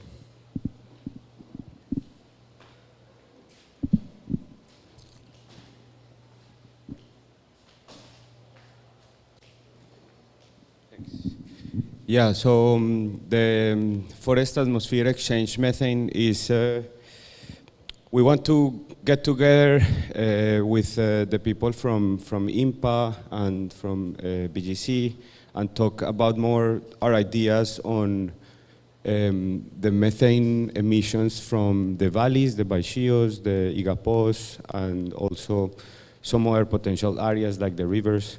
So I think it's a very nice opportunity to get together. We already are in contact with Johan's group, Maite, and the BGC greenhouse gas group. But the idea here is to try to come up with some priorities and also some research questions and go over the campaign that we performed during the last month of August. And yeah, that's pretty much it. Thanks. Okay, and the last group, I don't know if somebody, okay. The dynamics is that we separate, so probably just for organizations, who would join the first group, the aerosols? Can raise a hand, please? Okay, the second group? Okay, and the third group? Nobody. These were the early career scientists. Nobody? Third group? Okay, then. Okay, so I would suggest that probably the first group was the smaller one can go to with Roberta to the I don't know, Robert. Diago knows also. Okay, thank you. So the first group, the one who wants to join the first group goes with Diago, and the people from the second group stays here. Okay?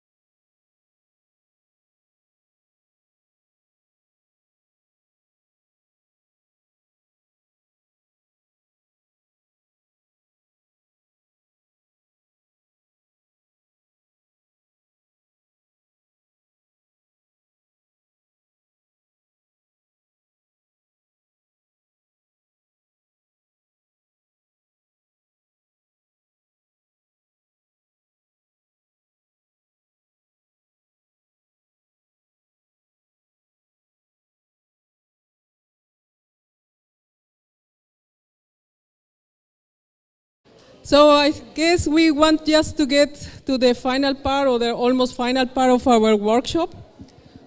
We come to the reporting, so what you have discussed in the different breakout sessions. And we just go one after the other, somebody from the breakout session to report what the main results from your discussions have been. And do you have the voting? Yes. I think it's here.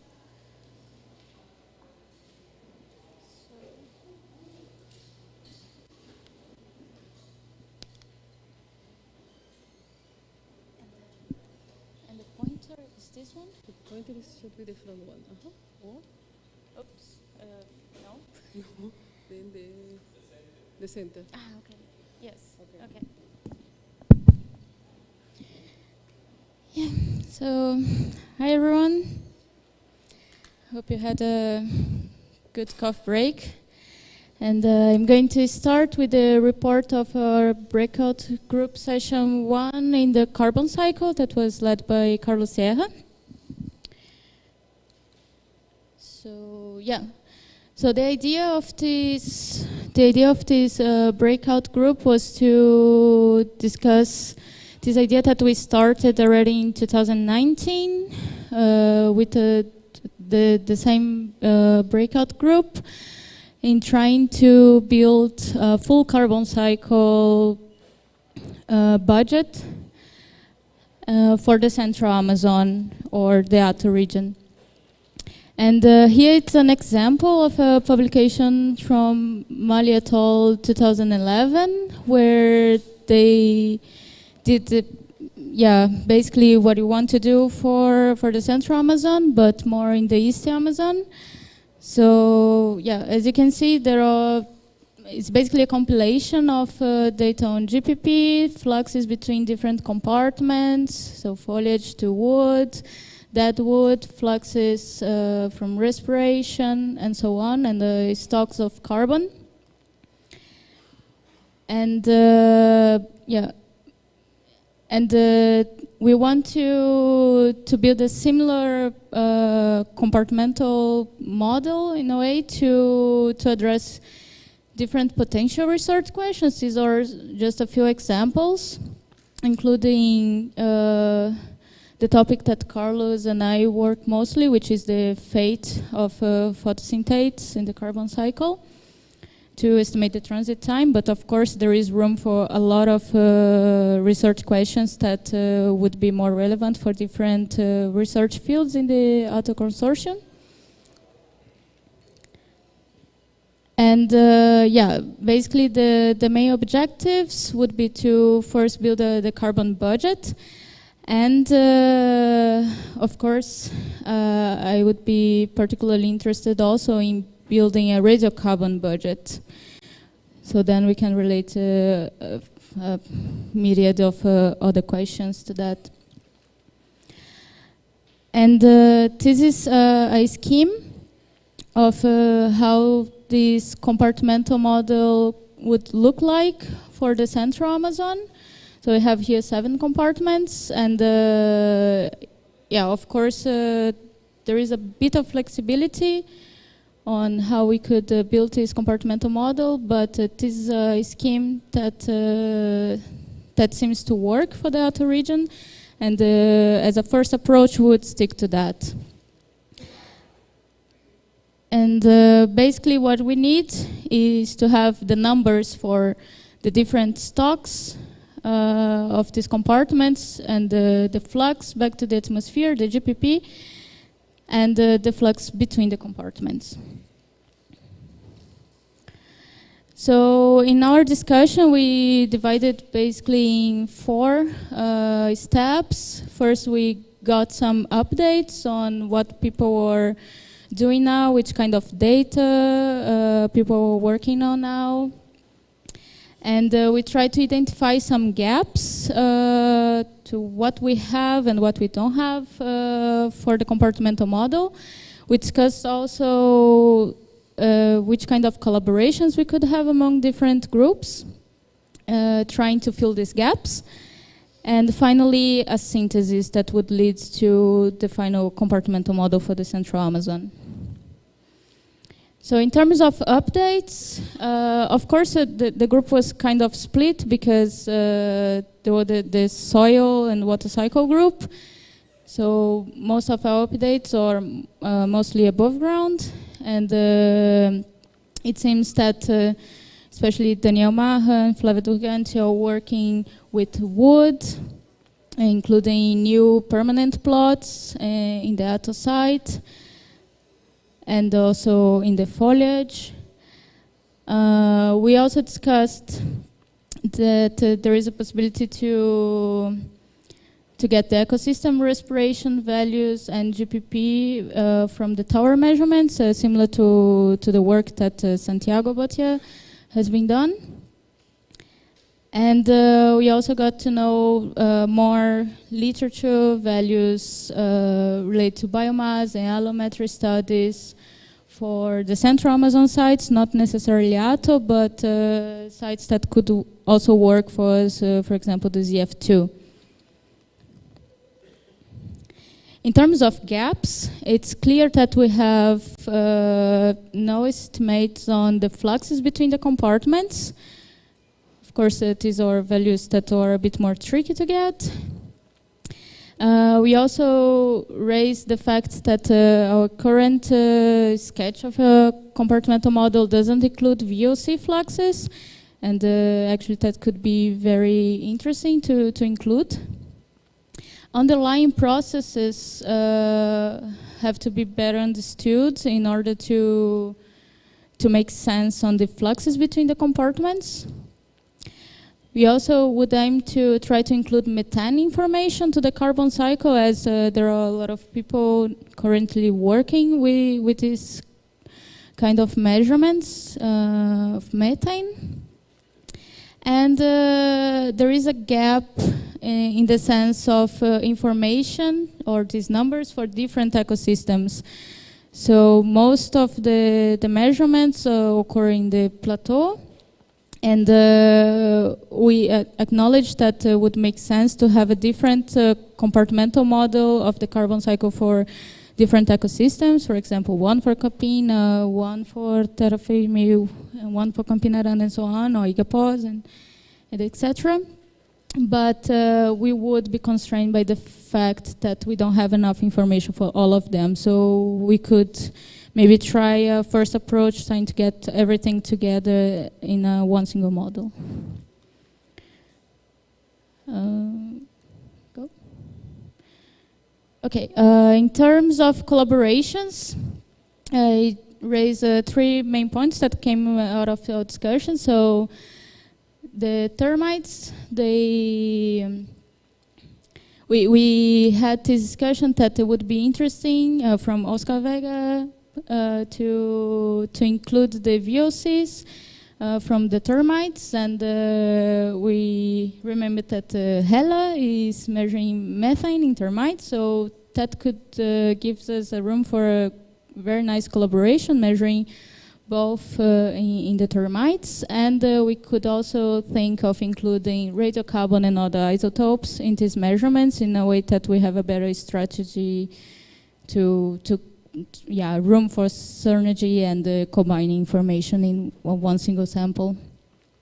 Also, Santiago suggested GPP estimates based on the COS values measured by SAM.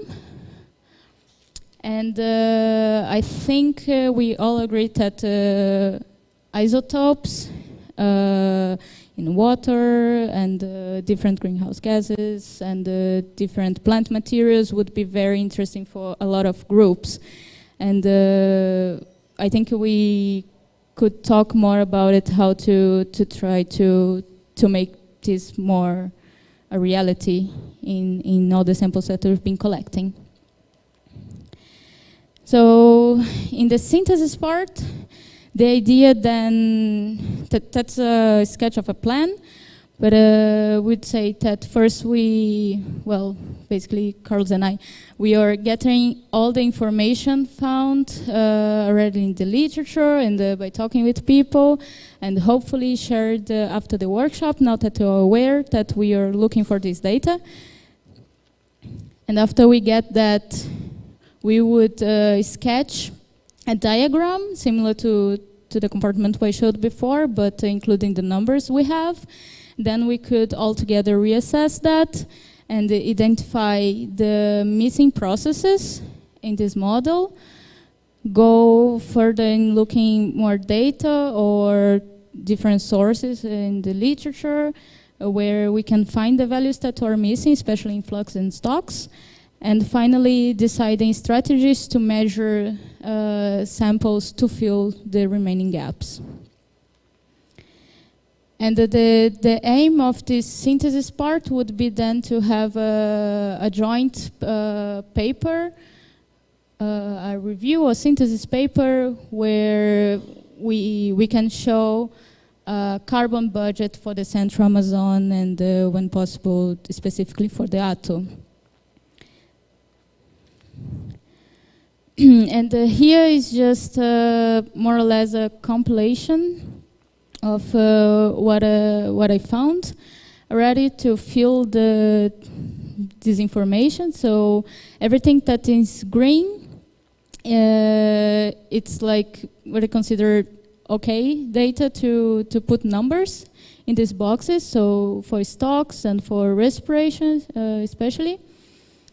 And this data is combined in different sites for the Central Amazon. It's not only for the ATTO. And what is in yellow is where we have some data, but could be better. We could have more, hopefully. And especially you can see in the roots. So we have this orange, salmon, which means that basically we don't have data. What I included here is data from Tapajós, which is a bit far from what we would like for Central Amazon. So yeah, the final message I want to bring here is that if any of you remember that you have some data laying around, or you have estimates that you did at some point in carbon biomass, flux, GPP, NPP, anything that would be very useful. Or if you remember that there is the thesis or dissertation on a publication of somebody that I might not be aware of with the same kind of data, or people that are currently working not only in ATTO but other sites in the Central Amazon with telemetric equations, monitoring plots, fluxes, and also archived samples of any plant material that's stored in INPA or any other institution around, please write me right away. But you can take my mail and can write me and we can talk more about it. And I want to repeat that in Portuguese just to make sure that you don't forget me. Então, se vocês tiverem qualquer dado, estimativa de biomassa, de fluxo de carbono, de GPP, NPP, lembrar de alguma tese de algum estudante recente ou de 20 anos atrás, dissertação, artigo que foi publicado e que provavelmente eu não vi, com esses mesmos tipos de dados. Se você lembrar de algum colega que comentou contigo que está trabalhando com equações alométricas ou está monitorando algum plot na Amazônia Central, ou tem medidas de fluxos, e se você lembrar que tem algumas amostras de qualquer material que seja relevante para a gente, que está guardada provavelmente em algum lugar no INPA ou em alguma outra instituição, bem, escreve para mim. E, well, with that I would like to finish my report.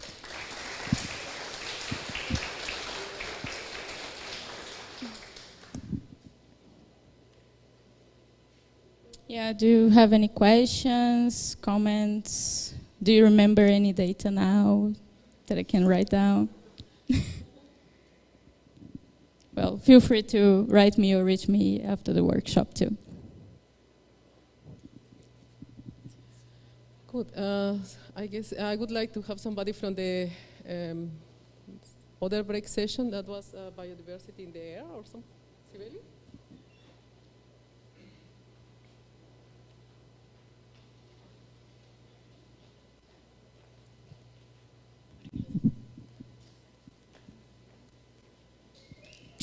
Hi, everyone. So for the biosoil and forest diversity, we had a very fruitful discussion. We started with some short presentations regarding the current stage of what each one of us is currently doing. And then we had some focus on taxonomy issues, the lack of like a library on forest diversity, and also we discussed a little bit about some unpublished results. We had some discussions regarding methodology, and some specific topics were addressed, like taxonomic identification, metabolic activities, have some deep effort on sequencing, maybe trying some different markers about ice nucleation properties, the role of giant CNN on warmer information, local emissions, maybe try some leaf analysis. We shared around all of the techniques that are currently available at ATTO, and then we also discussed some plans for near future campaign. And another thing, we discussed the integration with the Micromet team, so this is coming out soon. And we agreed to have a shared drive with information on equipment that is available, sampling efforts, a wish list, probably for like a near future, and also some references. So we had a few suggestions on what we could do together and how our individual efforts could be made available, like for some joint analysis later on. So that was the essence of the discussion, and we are going to maybe try to talk to Iris about what can we actually put available on the website or something like that to keep going with that kind of discussion.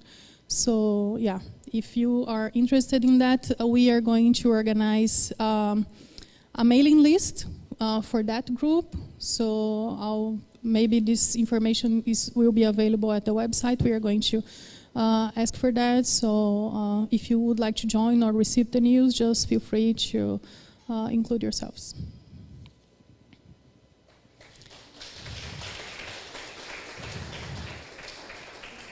Any questions? Okay, the next one is Gerd for soils and water.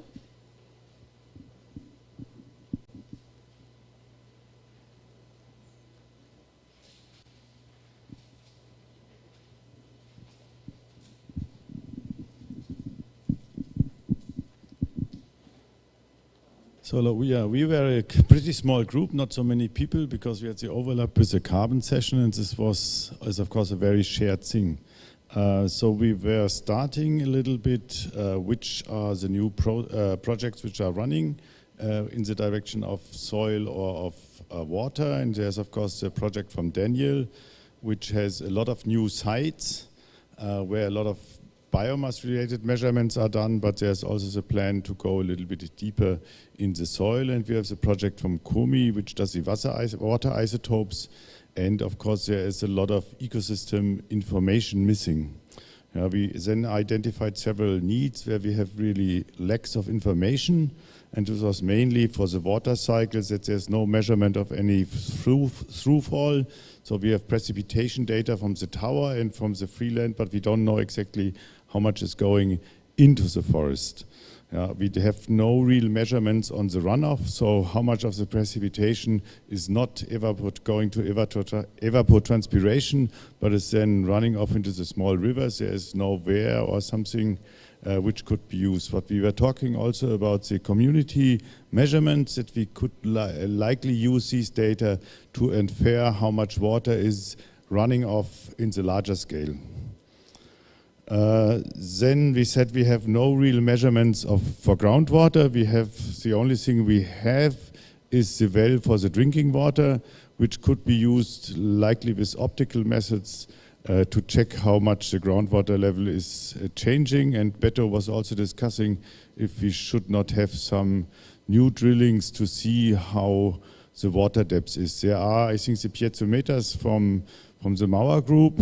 I don't know if they are working in the moment or not, but for the Campina, I think there is some information available.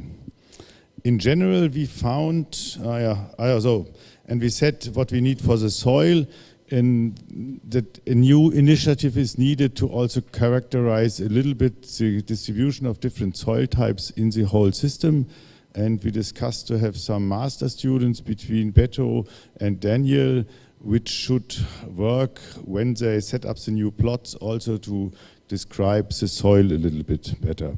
And for this it was suggested to have a real soil data sheet, that the information should be harmonized so that everybody else, when they take a soil sample, that they do it in the same standardized format that we can compare data later.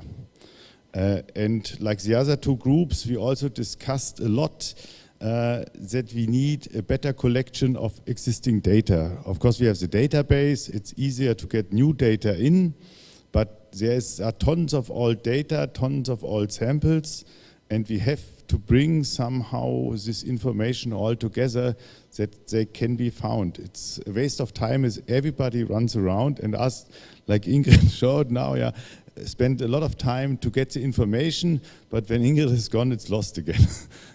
So we need to have this a little bit better centralized, that we know who has done what and where. It's not necessarily the data, it's more this knowledge, the metadata. This is what we need. And then we discussed also all this information, if we have gathered, it should lead to a joint paper, likely with everybody on, where the main ecosystem is described, where also then later can refer on. This is this soil type, or diversity of the plant is like this. We all can cite this paper, and then we have a very nice running paper. And I think this is all what we discussed. Of course, we need more money, as usual.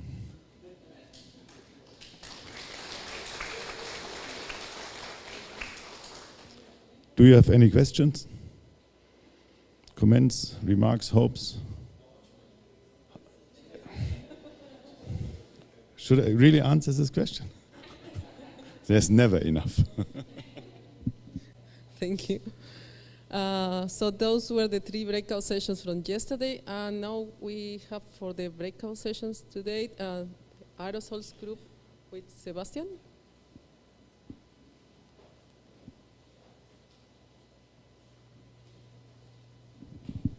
Hi. So we also had a very fruitful discussion for our breakout session about aerosol clouds and biogeochemistry. And maybe first some general points. So we first thought about and talked about which data we already have. So just to think, okay, what we have, and because as already said, as Gerd said, we sometimes don't know which data already exists, so we might do things twice. I know we have this data portal, but sometimes some data are not in, or people just have preliminary data they don't want to put in the data portal. Maybe not only to put the data somewhere, to also have a kind of a project overview about all the small side projects which have been going on. I think there's also on the website an overview about all the projects. I'm not sure how updated this gets. So I think it would be nice to have a kind of a project overview about all the small things going on with descriptions, also which data are available. And then we also discussed about how our data could be used to, so we have a lot of field data, but how can we use them to improve global models for global processes? So how can we include them to improve these models on a local or on a global scale? Yeah, I think, and then of course, so for us atmosphere guys, it's very important. So we have a lot of atmospheric parameters like trace gases or of course particle concentration, size distribution and so on. And I think so we have also the very advanced micrometeorologic installation at the ATTO Tower. So to bring together these both data sets, so the atmospheric data regarding aerosol concentration and the meteorology would be very important, and I think should be one of the next steps. Then, of course, the planning of the next campaign. So there will be very soon, in the end of the year, the Café Brazil campaign in December and January. So there is heavy planning on this, about this going on. There is the boat trip from Manaus on the Rio Negro. And, of course, the next dry and wet season campaign. So the dry season campaign now, I mean, it's already running, but the wet season campaign next year. Then some more specific topics about ozone profiling. So there is the idea to have these ozone radiosondes and also to put some ozone measurements on our new ATTO ROLI automatic lift system. So if you have any questions about this or ideas, maybe talk to Luis or Stefan. They're the person to talk to. Then we thought, okay, rain sampling would be interesting to know, okay, what is getting washed out, not only regarding particles, also regarding chemicals which get washed out, inorganic ions. If you think about the phosphorus cycling, because a lot of phosphorus getting transported to the Amazon, I think a lot of things are already known about that, but there are a lot of still a lot of uncertainties. So we plan to maybe buy a rain sampler or two to install above the canopy and below the canopy to see, okay, which things fall out of the clouds, so which things get directly washed out, and then secondary, which things get then washed from the leaves and actually arrive at the soil. Yeah, then of course our new robotic lift system. So we briefly discussed which instruments might be interesting to additionally put beside the aerosol measurement systems. So probably a fog sensor would be nice, which on a horizontal orientation. So when you drive up and down, you see kind of how thick is the fog layer and how it develops when the boundary layer develops in the morning. Probably also a LiDAR or a oscillometer would be interesting for that. Also another instrument to put on the elevator is the ozone, of course, and maybe also for isotopes and trace gases, a Picaro. It's also an idea. We need to see if this fits inside. Then maybe also one more interesting project would be using drones and aircrafts to extend the atmospheric profile upwards, because the ATTO Tower is just going to 325 meters. And also oscillometers are not always covering the full size spectrum. So using drones and aircraft would allow us to extend the vertical profiles of the ATTO Tower to 2 kilometers with drones or even 4 kilometers with small aircrafts. And if we consider like the price, what it would be to rent a small aircraft, we already have all the instruments. So the valuable data we would get out of it, I think, would be really, really interesting. So one thing just to consider. Yeah, I think, yeah, just also some new instrument discussions, like there is the idea to put a high-end LiDAR from Tropos Institute to the Campina side to dig deeper into the dust layers and vertical profiling. Yeah, I think we had quite a lot of intense discussions about very detailed things. I cannot repeat everything right now. So if you have any ideas or questions or ideas for cooperation, I think write to either Christopher, Paulo Artacho is a person to write to, or to me as well, and then you can sit together and yeah, share ideas. Thank you a lot.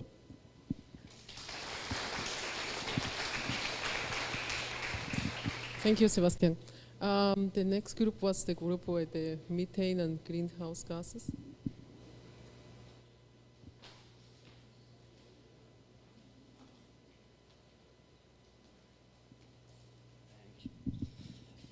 So I'm going to try and cut through the bullshit just to the main points.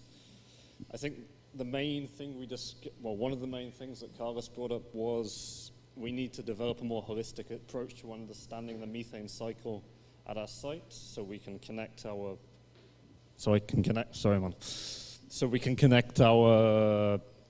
measurements being made at various scales in the atmosphere, on the towers, and into the process levels in the ecosystem.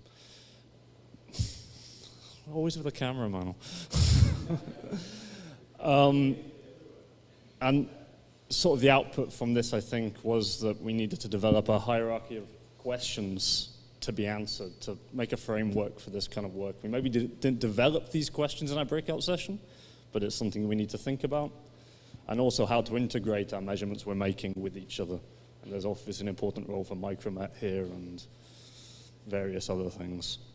A little bit more detailed, we also discussed how to proceed with understanding the processes driving tree stem methane emissions across our landscapes. So we decided we'll continue into the next wet season working in the Igapo and Valley sites to try and get end member behavior, even if it's very rough. So we sort of have some idea of how species and topography might function. And we'll extend these to include N2O as well. I think we decided we need to, I think Viviana might have started this, so sorry if I claim it's something new. But compile a species trait database with specific reference to species adaptations to surviving inundation, which then we can think about how these might affect potential methane cycling, methane transport, and then pick specific species that are contrasting in their traits so we can try and unpick whether they really do influence some of the fluxes we're seeing. And out of these two things, we need to develop proposals, so for students or maybe one of these new postdocs, to take on a lot of this work. So we need to look at the role of seasonality at a much coarser granularity than we're doing just 2 campaigns a year. We need to think about intra and intra-species influences on methane emissions in the field, but also the point came up that we have the facilities to do a lot of in-depth lab work looking at process controls in the sediments and soils, which presumably drive a lot of the emissions we see.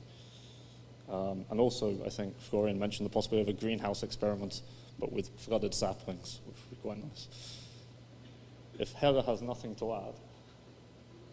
I've forgotten to speak into the microphone, I know. So I think that about covers it.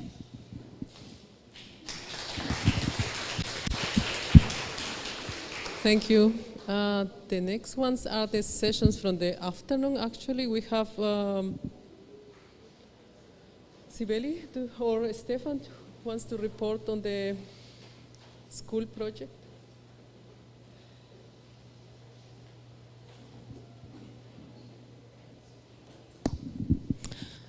So this afternoon we just had a discussion about the school project. So we still have the teachers here, and we heard from them. We had their feedback regarding the activities that we've been developing, and they want us to keep us going. So that's good news.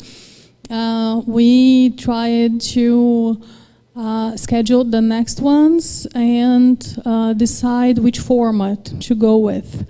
And we also had the participation of the coordinator of the outreach at IMPA. So she was talking to us about the National Science and Technology Week for the river.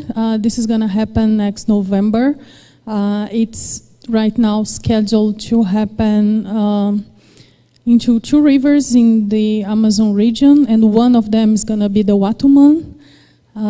Those were just breaking news because this is still being planned, but she already asked for some support and input from the teachers regarding the activities that will be developed. We also discussed the possibility of having the students from the schools joining some scientific activities as like trainees. So this is something for each group to talk about. How can we actually include those people, those like young people, to actually start training them as young scientists. So we still do not have a format for this program. This is something that I'm still discussing, but something for each one of you to think about. So in case you need some help, you know, in the field, something like that. So we could think about having some local one from those schools so they could already start engaging on the scientific activities that we are doing there. So that was essentially the discussion. The feedback is that it's great, we should keep going. And yeah, we still have to plan ahead for the next year. So far, we just figured out how it's gonna be until this December. If you have any input or would like to join, would like to help, have some kind of suggestion, feel free to join because this project needs a team to be running. Questions? No?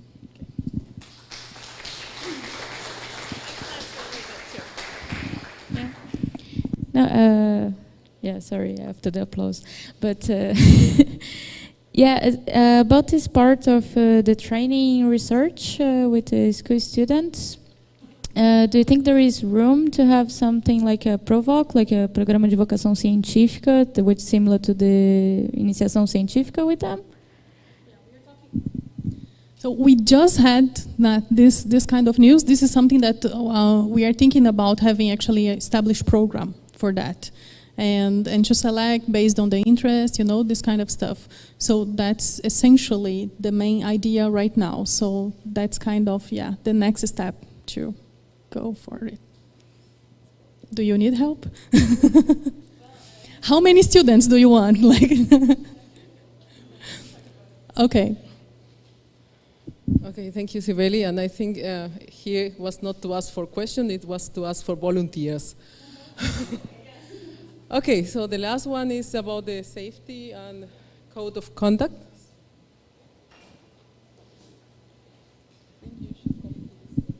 Okay.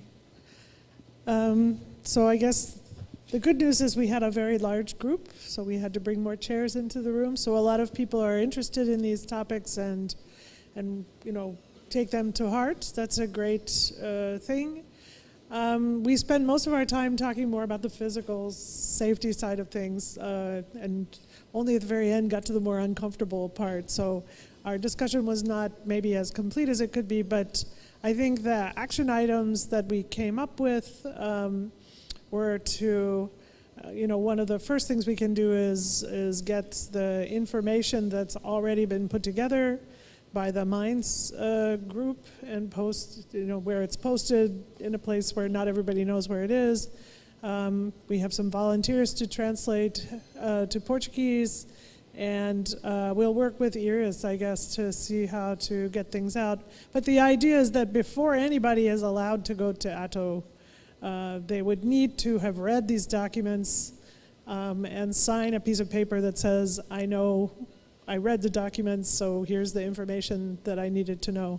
And that way, everybody is at least, the information is there, and about what to expect when you go to the field, what kinds of things you need to bring with you if you have allergies, for example, and you need to identify someone who will be your buddy that you can go to for help.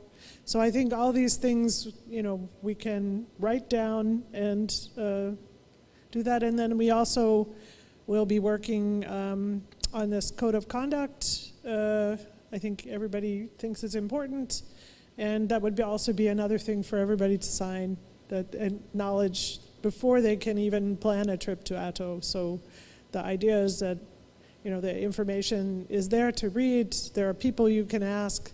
And we want everybody to acknowledge that they've read this thing and agree to abide by the rules.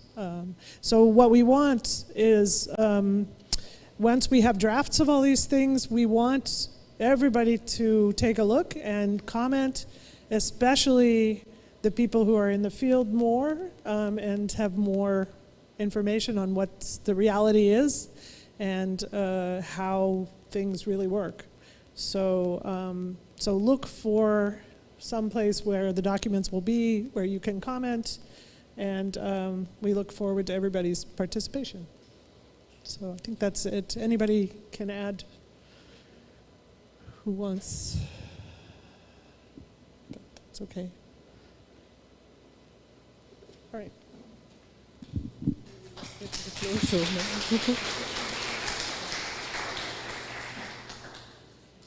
Okay, I think we are getting to the end of this workshop. Just kindly request to the people who were presenting these reports of the breakout sessions if they could send me just a summary for the results of the workshop. And I think we just are at the closure of the workshop.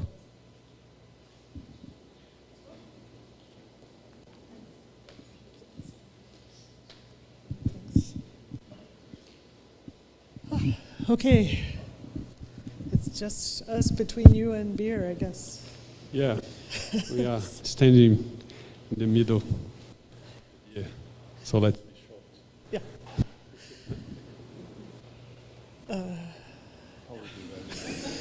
You see, we have rehearsed this deeply for many hours. We'll do that soon. So there are really several action items. I mean, one we just heard about with the safety. I should mention that with Beto is also investigating, companies we can hire to help with some of these issues. And so we'll be looking into that. I think for both of us, this is a really high priority, is to make sure that ATTO maintains its safety record, and it's something to be proud of. The second item is Beto has these 8 postdoc stipends, and we're trying to come up with ways to distribute them and what's the fairest way. So now it's your turn. So we came with this present for you. We have 8 scholarships. They last for 3 years. And then, I dropped information and left, and people start to come to me and say, hey, Beto, how we do that? And that was my intention, I always like the idea of letting, the people decide what they want to do or how they want to do. And so far we decided we talked to a few on how to do that. And the initial approach is, let's do the easy way. Let's not complicate. So it's 8 scholarships. We have 4 thematic areas. So let's say it's 2 for each initially, unless you feel like, no, I have enough people, I don't need, which I don't think it's the situation. But basically, the decision would be, or better, the suggestion is that we name 1 or 2 people from each one of these thematic areas, and such person or the couple of people would be responsible for talking to their own community and deciding what would be interesting to do.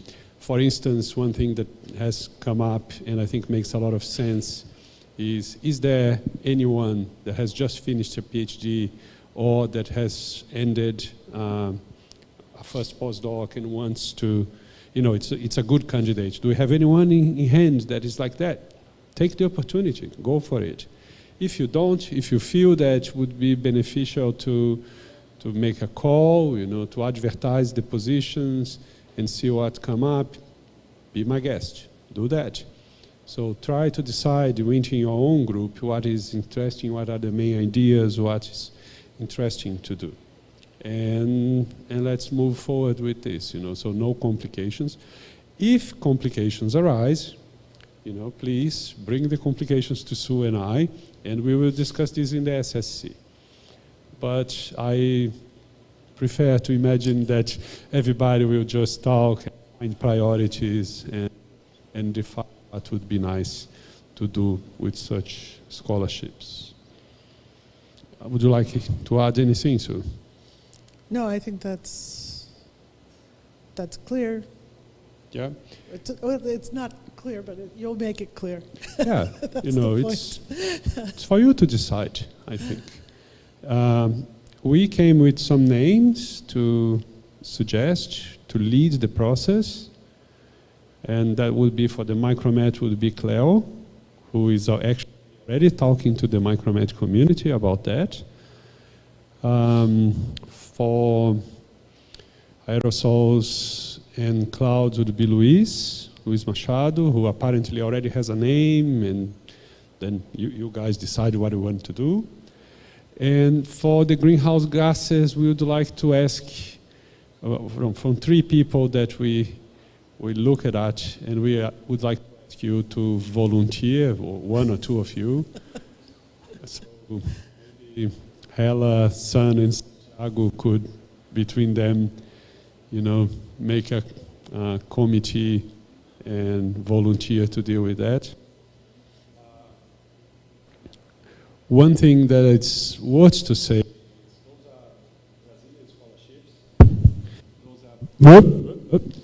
thanks. Those are Brazilian scholarships, but let's not make any distinction. We are just one single community.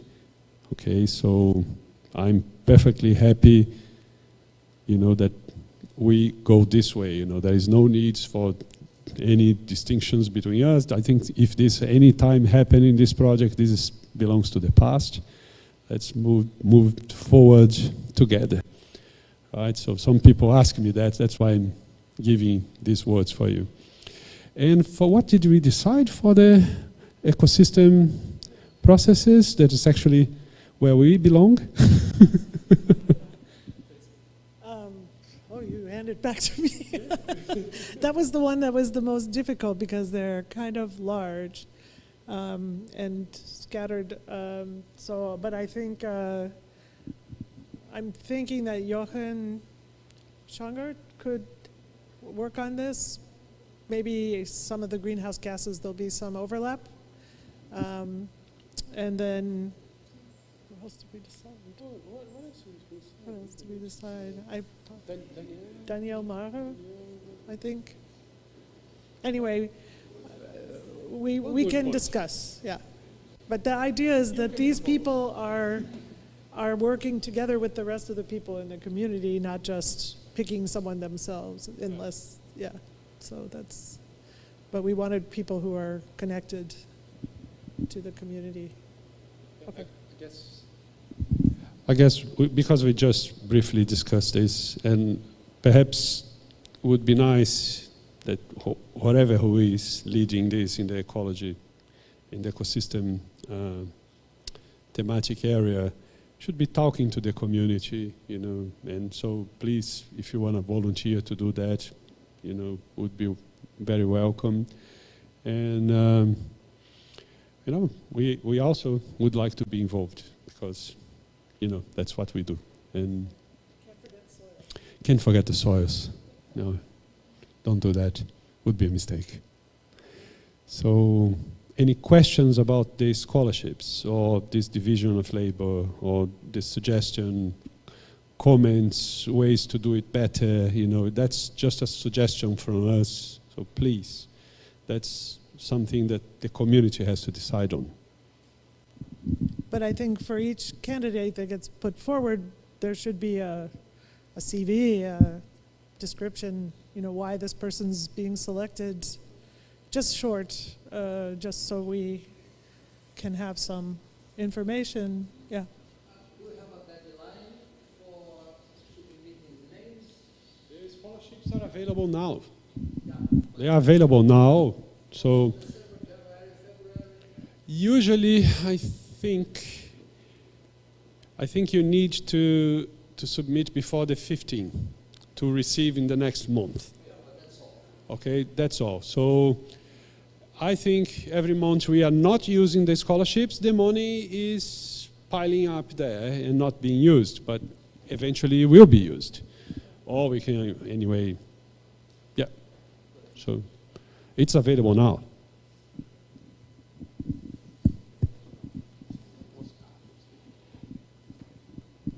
Bruno? Just to remember that it's 36 months, and eventually you can ask an extension of the scholarships. Yeah. So right now it's yeah, that's true. Right now the project is 36 months, but as we know, FINEP, we can always extend. You can always postpone and make it longer. As long as there is money, we can extend the timing. Joachim. Just a question about the funding agency for these fellowships. Is it the ministry or CDPQ or? It is FINEP. Ah, it's FINEP. Okay. I'm not entirely sure of all the details because sometimes it's cryptic inside of FINEP. I will learn more about how much the scholarships are, what are the necessary qualifications for each one of the positions, and I'll communicate this for the audience. Rachel.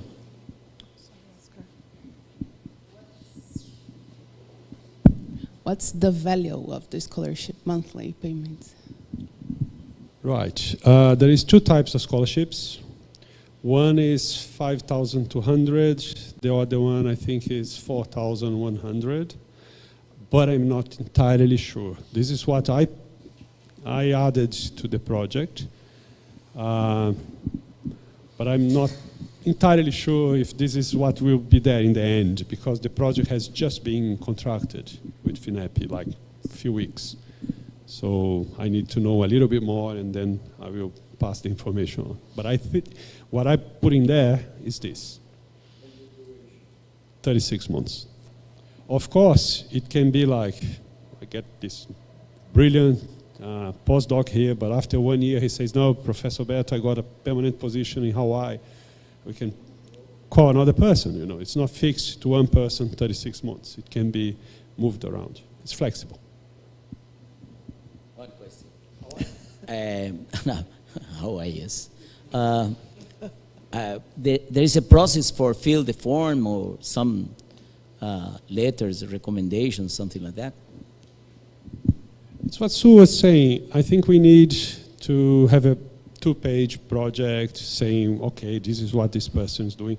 This probably even more for this selection between the group, right? So there will be, in our ecosystem ecology one, there will be a bit of a fight for this too, probably.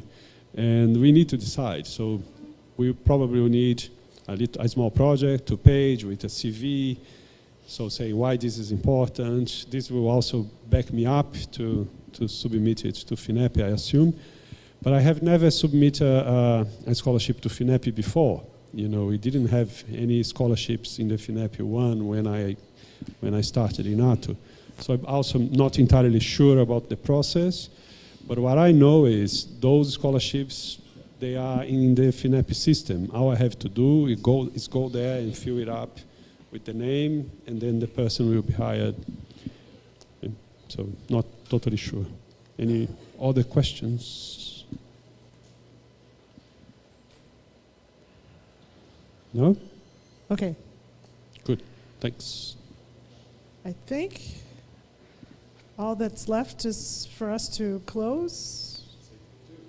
Say thank you, yes. So,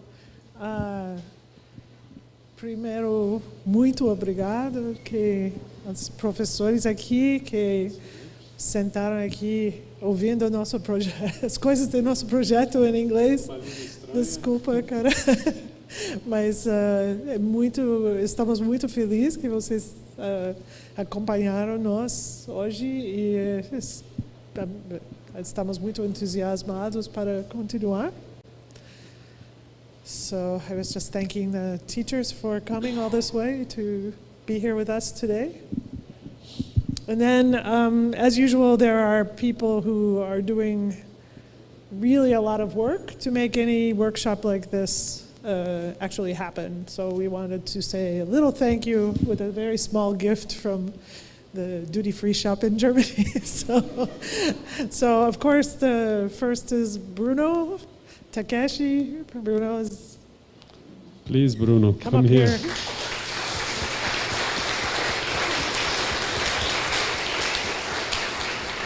Merci. And Roberta. Where is Roberta? Where is Roberta? Roberta. Roberta.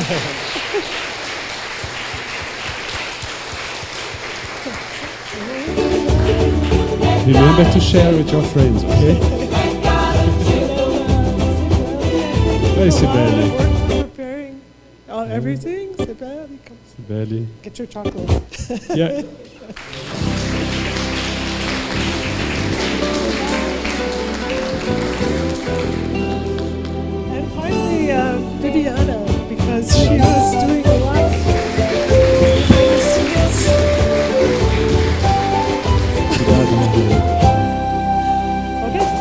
I have a question for them first. Did you enjoy the workshop? Was it all right?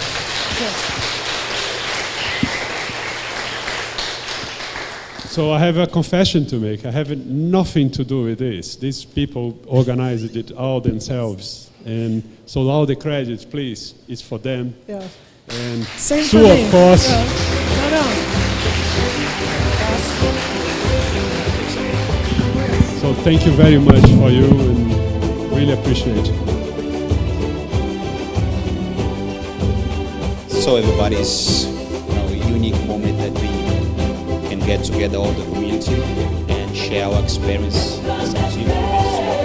What involves us here at the end, but the most, I think, important things that we are make evolutions as human beings together and do a wonderful scientific project as we are doing right now. As you can see, we have the professors from the scholars for inside the Watumã River that will generate information for our future, which is the teenagers studying in the school. So we are moving the things in the way that we as a professor, scientific personnel, we are trying to evolve in a way that we can provide the best information for everybody and make a strong society. So thank you so much for everybody here, and let's try to make I think the next year workshop as successful as this that we are doing right now. Thank you so much.